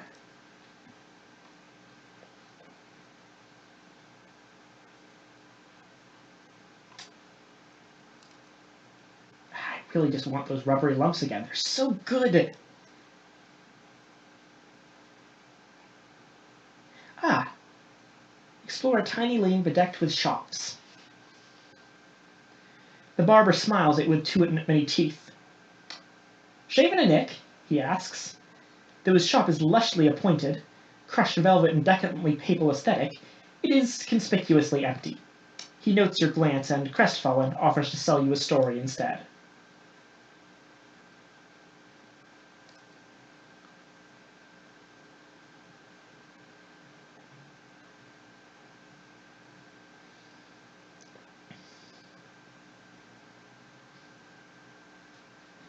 Rich totter around the port sneering. Their eyes are an affectation, a mimicry of the mischange done to long-term port workers. If you convince them you're their peer, they'll help you pare the lies away.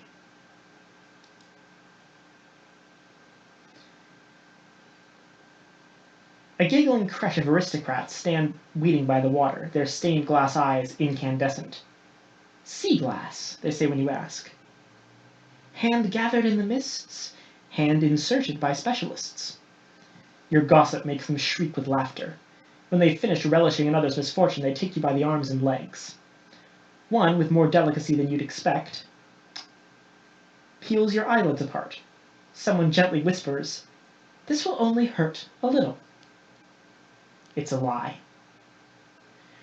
When the tears finally stop flowing, you can see more clearly the port's naive attempts to be anything but what it is.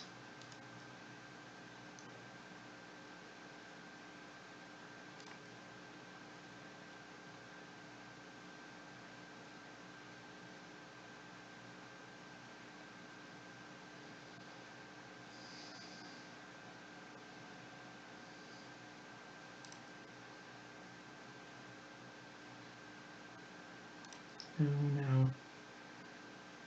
Consider the strangeness of the lanes.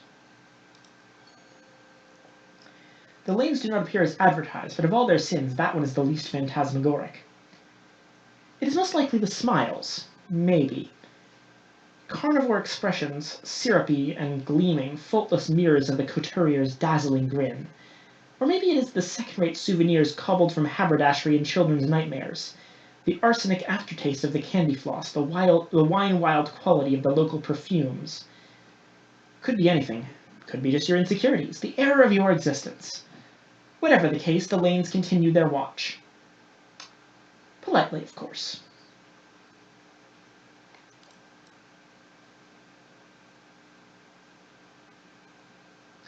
The door slides like a thief into the periphery of your vision, too short to enter unless you crawl. You pry the door open. Inside is the throat of a short tunnel. Connective tissue, really, leading out into a star-swallowed twilight. A canal slicked with juices that cannot be so much seen as felt. Your journey begins here. You press down. It sticks to you, vernix and the warm reek of intestinal meat, gelatinous and insistent that you remain where you are.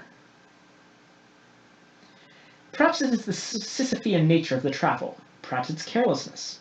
Whatever it is, the voice of the man ahead of you, salt dry and salt cold, comes as a surprise.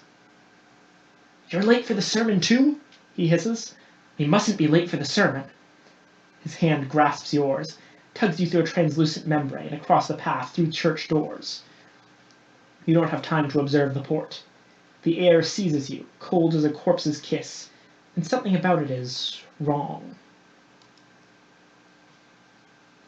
The bedraggled parson stands before his people, palms raised. "Today we stand before they who must grieve, to give praise to their sacrifice. Without them there would be no joy, no agony against which we might juxtapose the sweetness of our existence. Do not ever forget this. If you forget all else, do not forget this." He raises his eyebrows at you. "A pleasure to see a new member. Please join us later, on the beach."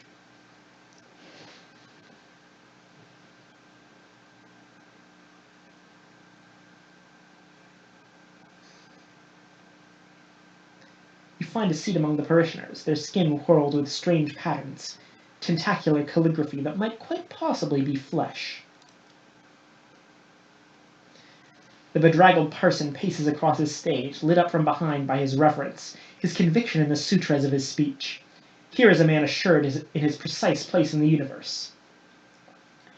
"And remember, next Tuesday a baptism at the Mists. All those looking to experience a closer connection with they who must grieve, come down to shore."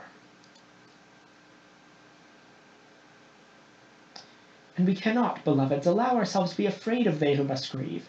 In our ignorance we defame as monsters, but are we not the monstrous ones, we who live so alone? You lean over to whisper to a diminutive old woman, her hair swaddled in gold filigree. Upon closer inspection it becomes evident that it isn't her hair that sits atop her skull, but thousands of delicate cilia. Still, aside from that one anomaly, the woman seems normal and generous with her attention. "I like coming here. The parson's got a good heart. No idea what he's trying to say sometimes, but he's got a good heart. He wants us to rise up, rise beyond who we are and what we are. We've just got to give ourselves to they who must grieve. That's how I got this." She strokes her hair. "In the mists." She leans in. "But honestly, I'm only here because the parson's a pretty one." You share a quick dialogue with a restless-seeming individual of indeterminate age, gender, and species. "Hello." They burble gently at you, their voice like a chorus of brooks. "You're new."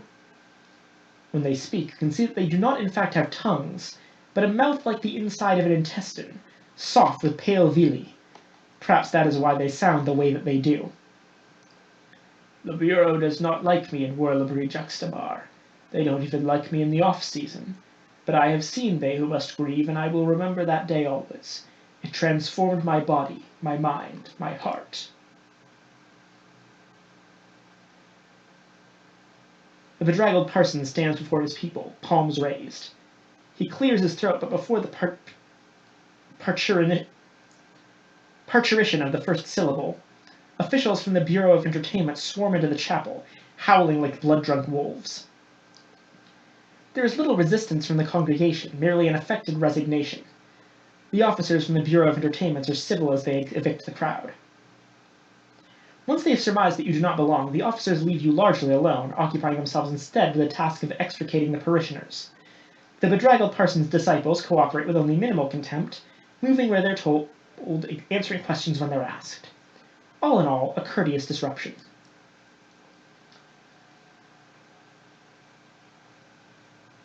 "Come on then, let's go, let's go."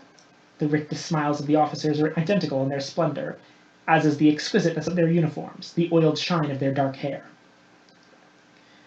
The Bureau of Entertainment is the branch of the Ministry of Public Decency responsible for the well-being and upkeep of Whirlibri Juxtamar. They take their duty seriously. Should we go quietly or run? I'm going to leave this one up to you. I've never tried running before. I don't know what it'll do.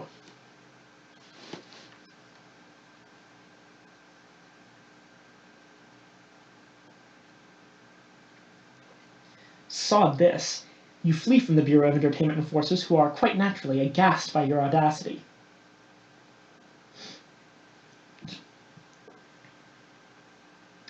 This is not Whirlibri as you know it. This is without glitz, glamour, or a single tourist barring yourself. The port lies sprawled under a sky now cataracted with milky nebula.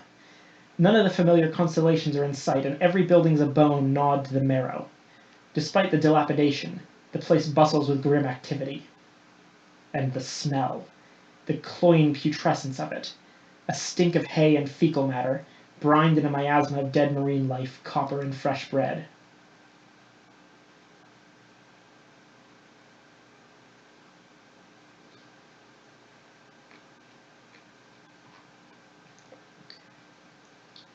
Warlibri Juxtamar has become a corpse. The run-down bones of its forgotten attractions swarm with bedraggled men and women, all armed with cleaning equipment. This is where the workers of Warlibri live and labor to create the gaudy frontage seen by tourists. The beach is now a decaying mess, visited only by the cultists who attend the chapel there. To linger here, you'll need to work. But labor is poorly paid. Take other workers' jobs too often, and they'll firmly encourage you to depart.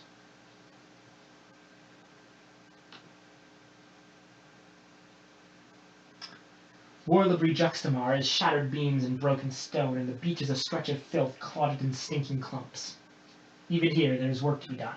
You could assist. But let's go visit the cult. The bedraggled parson issued you an invitation. No reason to be rude.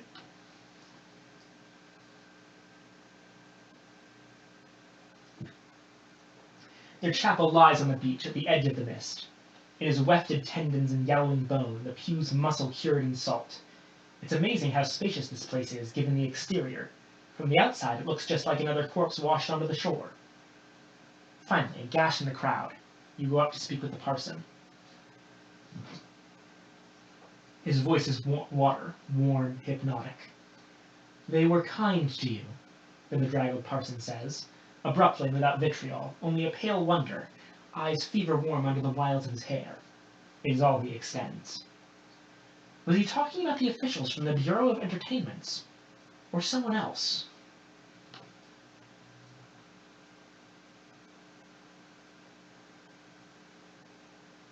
I'm not going to agree to anything just yet.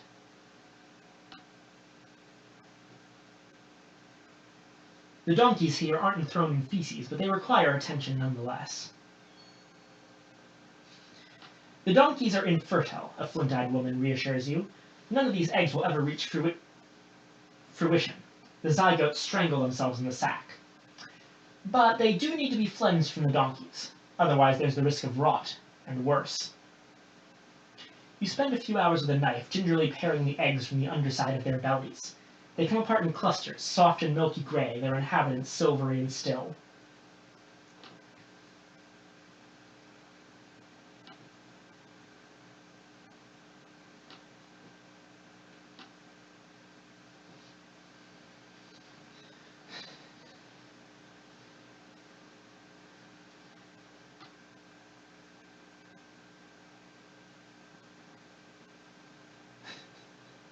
What are you talking about? These are completely normal donkeys. You'd always understood that donkey excrement has to go somewhere. Apparently, that place is here.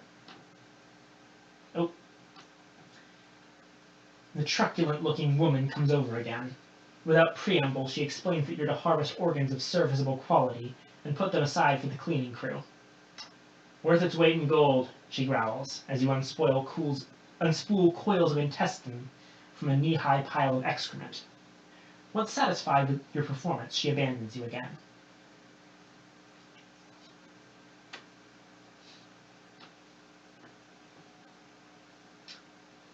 Feed the kitchens of the lanes. How else do you expect them to satisfy customers? In one end, out the other. For a few hours, you shovel muck into blindly groping ducks. One eats part of your sleeve before you can beat it away with a ladle.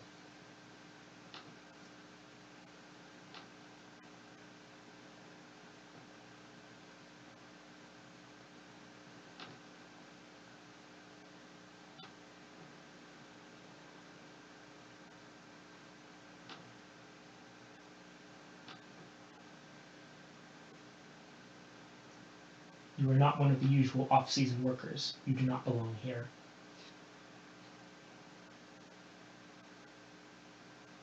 It is easier to leave the off-season than it is to enter.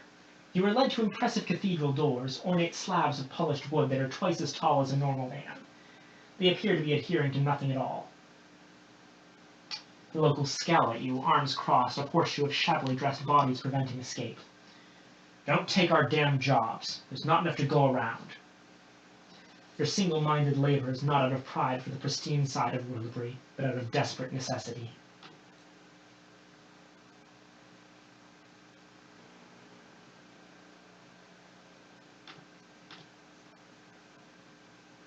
Oh, hey, yes, munitions. We need those for the floating parliament. How many do we need? 3. I think it was. Yep, 3.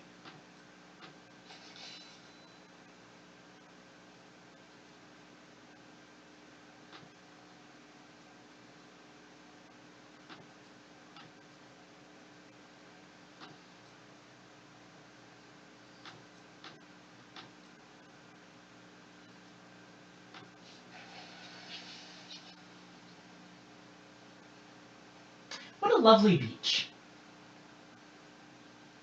I'd very much like to come back here at some point.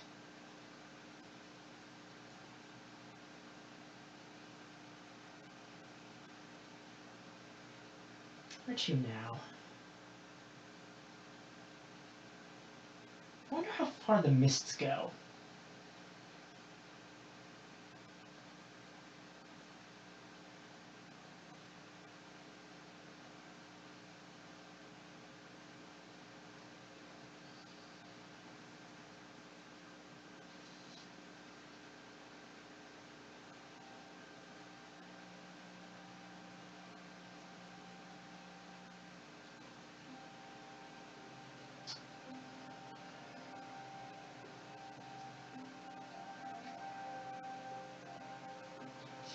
Looks like they stop approximately over here in this direction.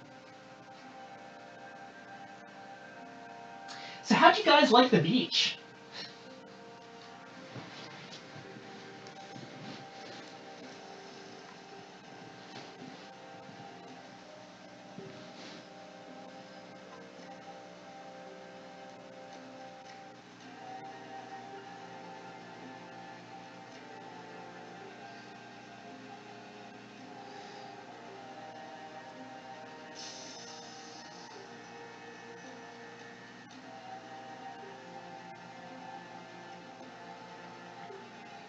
I know, right? It's like, who'd have thought? It's a perfectly normal beach up here in the sky. It's absolutely fascinating.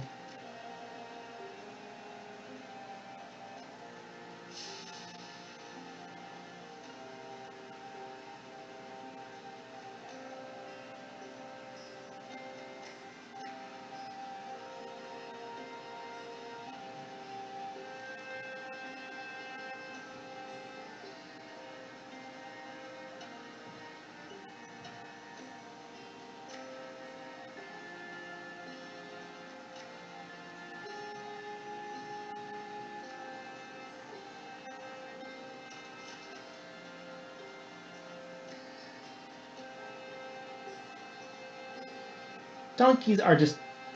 I know some people don't like donkeys. I think they're just absolutely gorgeous animals.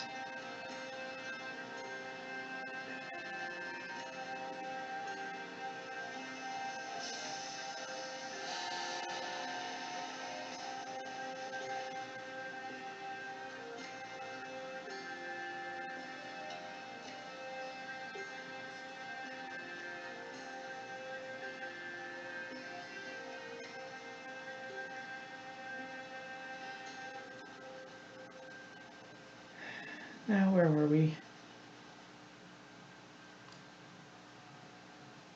Oh, yes, heading back to London.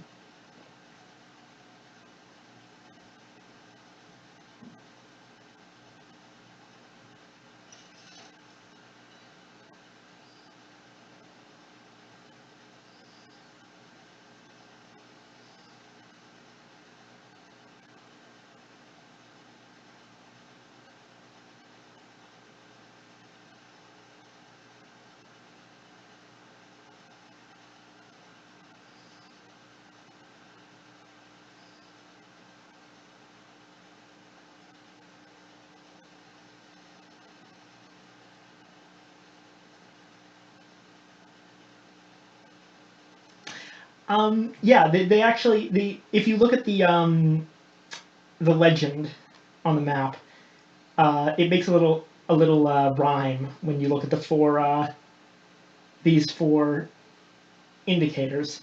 Something ghastly, something grave, something that glisters, and something to crave.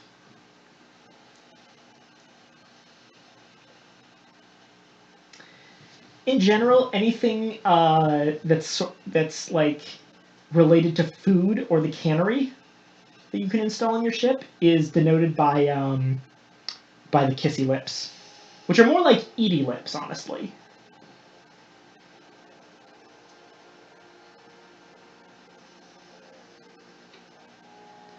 Man, I just love this like industry in space thing. It honestly reminds me a lot of 40K, which I guess makes sense because 40K was based on the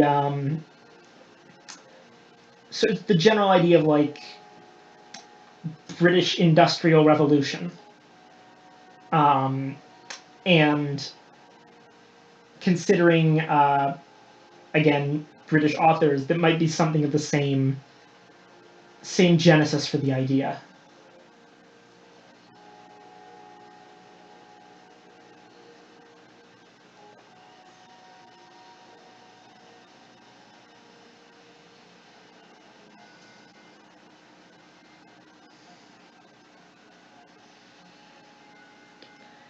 All right, so I did what I wanted to do for this run, which was show you guys the beach, because it is just such a lovely beach. So we can end the stream at any point now. It's really up to you guys. I could go for longer, but I could also use something to eat. If we want to go further, there's one other location, one or two other locations that I think you guys might find interesting around here, but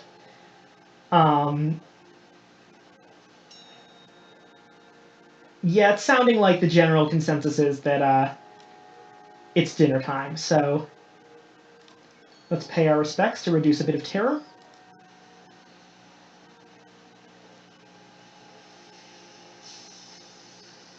And just before we leave, let's take a look at one last thing, because I've shown you London, but I haven't really shown you the center of London.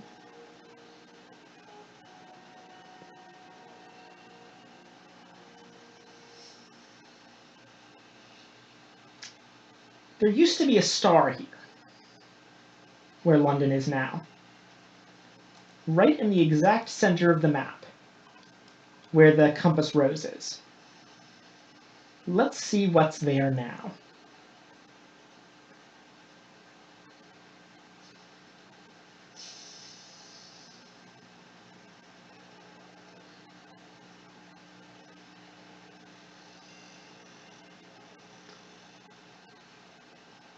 Her Majesty's Throne of Hours. The Palace.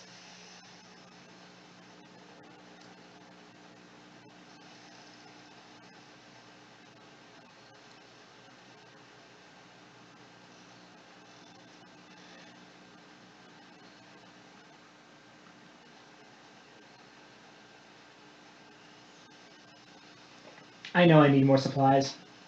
It's fine. We won't run out before we get back to London. Because, you know, we're in London.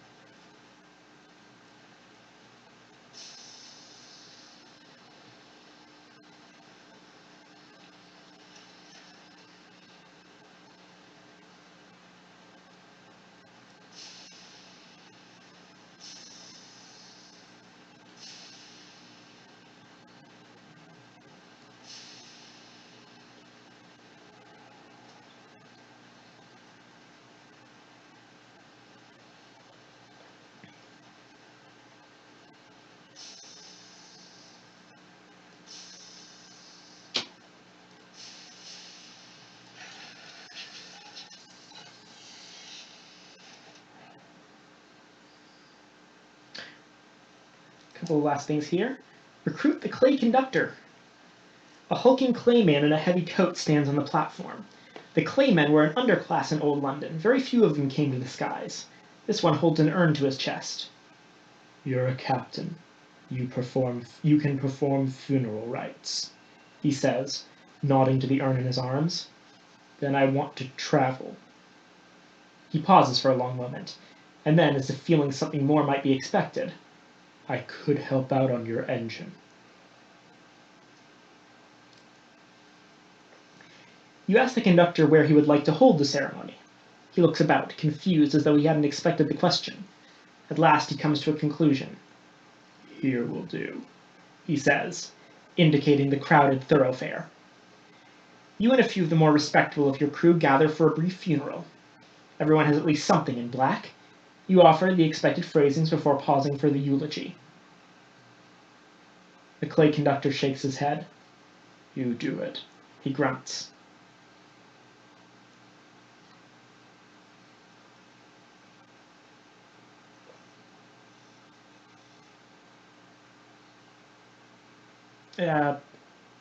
Sure, whatever. You render up a bounty of platitudes, benign wishes to the beyond, and maudlin remembrances of departed friends. The conductor frowns stonily, realizing he needs to give you at least something to work with. He could sing, he manages. You work a line about a man of clay with the voice of an angel into the eulogy. The conductor seems satisfied. Where's your engine? I'm ready to assume my duties. The conductor picks up the urn and heads off in the direction you point. Cheery fellow. What else do we have to do? Turn in our port reports to the ministry.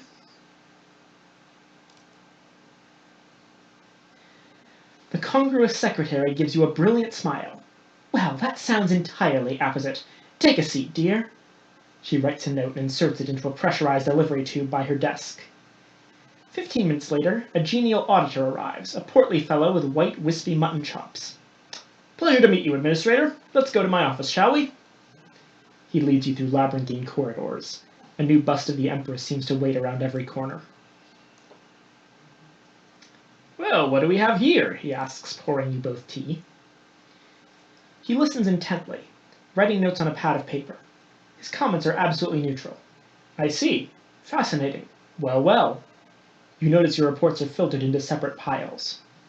Afterwards, he writes a requisition form for you. Just pop this into finance on your way out, and they'll see to the needful, he says. Terribly grateful. Best keep this information to yourself, though, eh? Rest assured, we are experts. We'll ensure it's handled sensitively.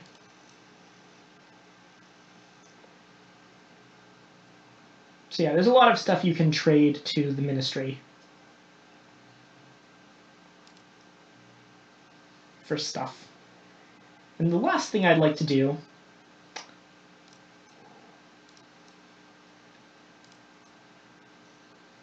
is talk once again to the navigator, because now we do have 2 savage secrets. In fact, we have 3.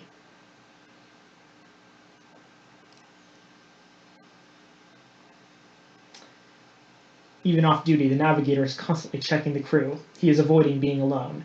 Let him know that you've seen this before. He has to share his burden. The navigator joins you in his cabin. Finally, the words tumble out. I thought I was all right. I just got on with my work, and I was doing well. He reaches beneath his bunk to pull out the book the matriarch gave him. Altan read this all the time. He'd act it out. Do the voices. It is the Epic of King Gassar. Altan knew the true me. He shared his clothes, helped me bind my chest the first time, got me into my first fistfight. The navigator sits up proudly. He was my best friend. When we were children, I made a promise to him. The navigator stares blindly at the book.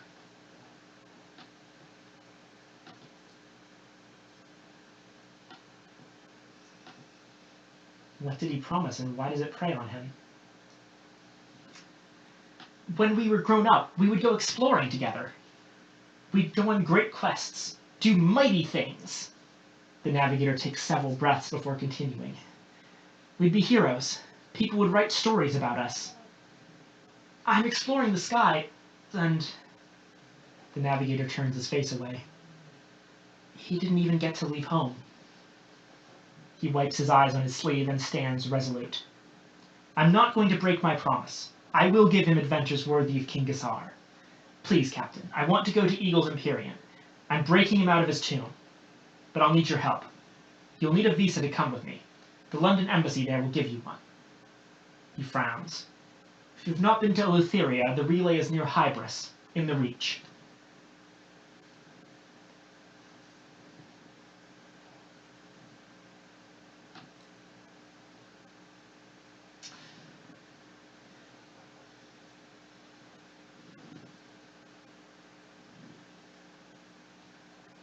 I really like the Navigator's storyline. I actually haven't ever gotten past this point, so everything as it goes on will probably be new. But just up to this point, the storytelling has been magnificent for his story. Anyway. The usual fuel and supplies.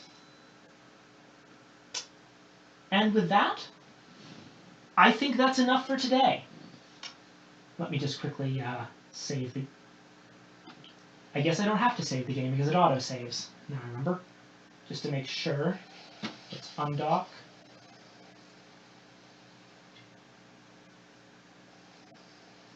And redock.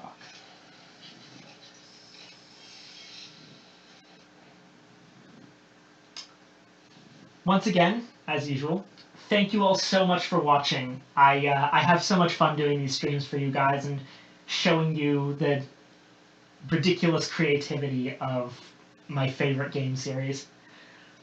I hope we can do this again soon. My schedule is a tiny bit wonky, but it shouldn't be too much of an issue.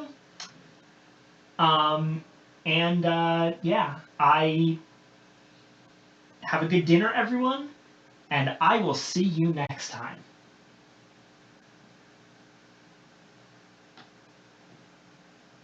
Goodbye.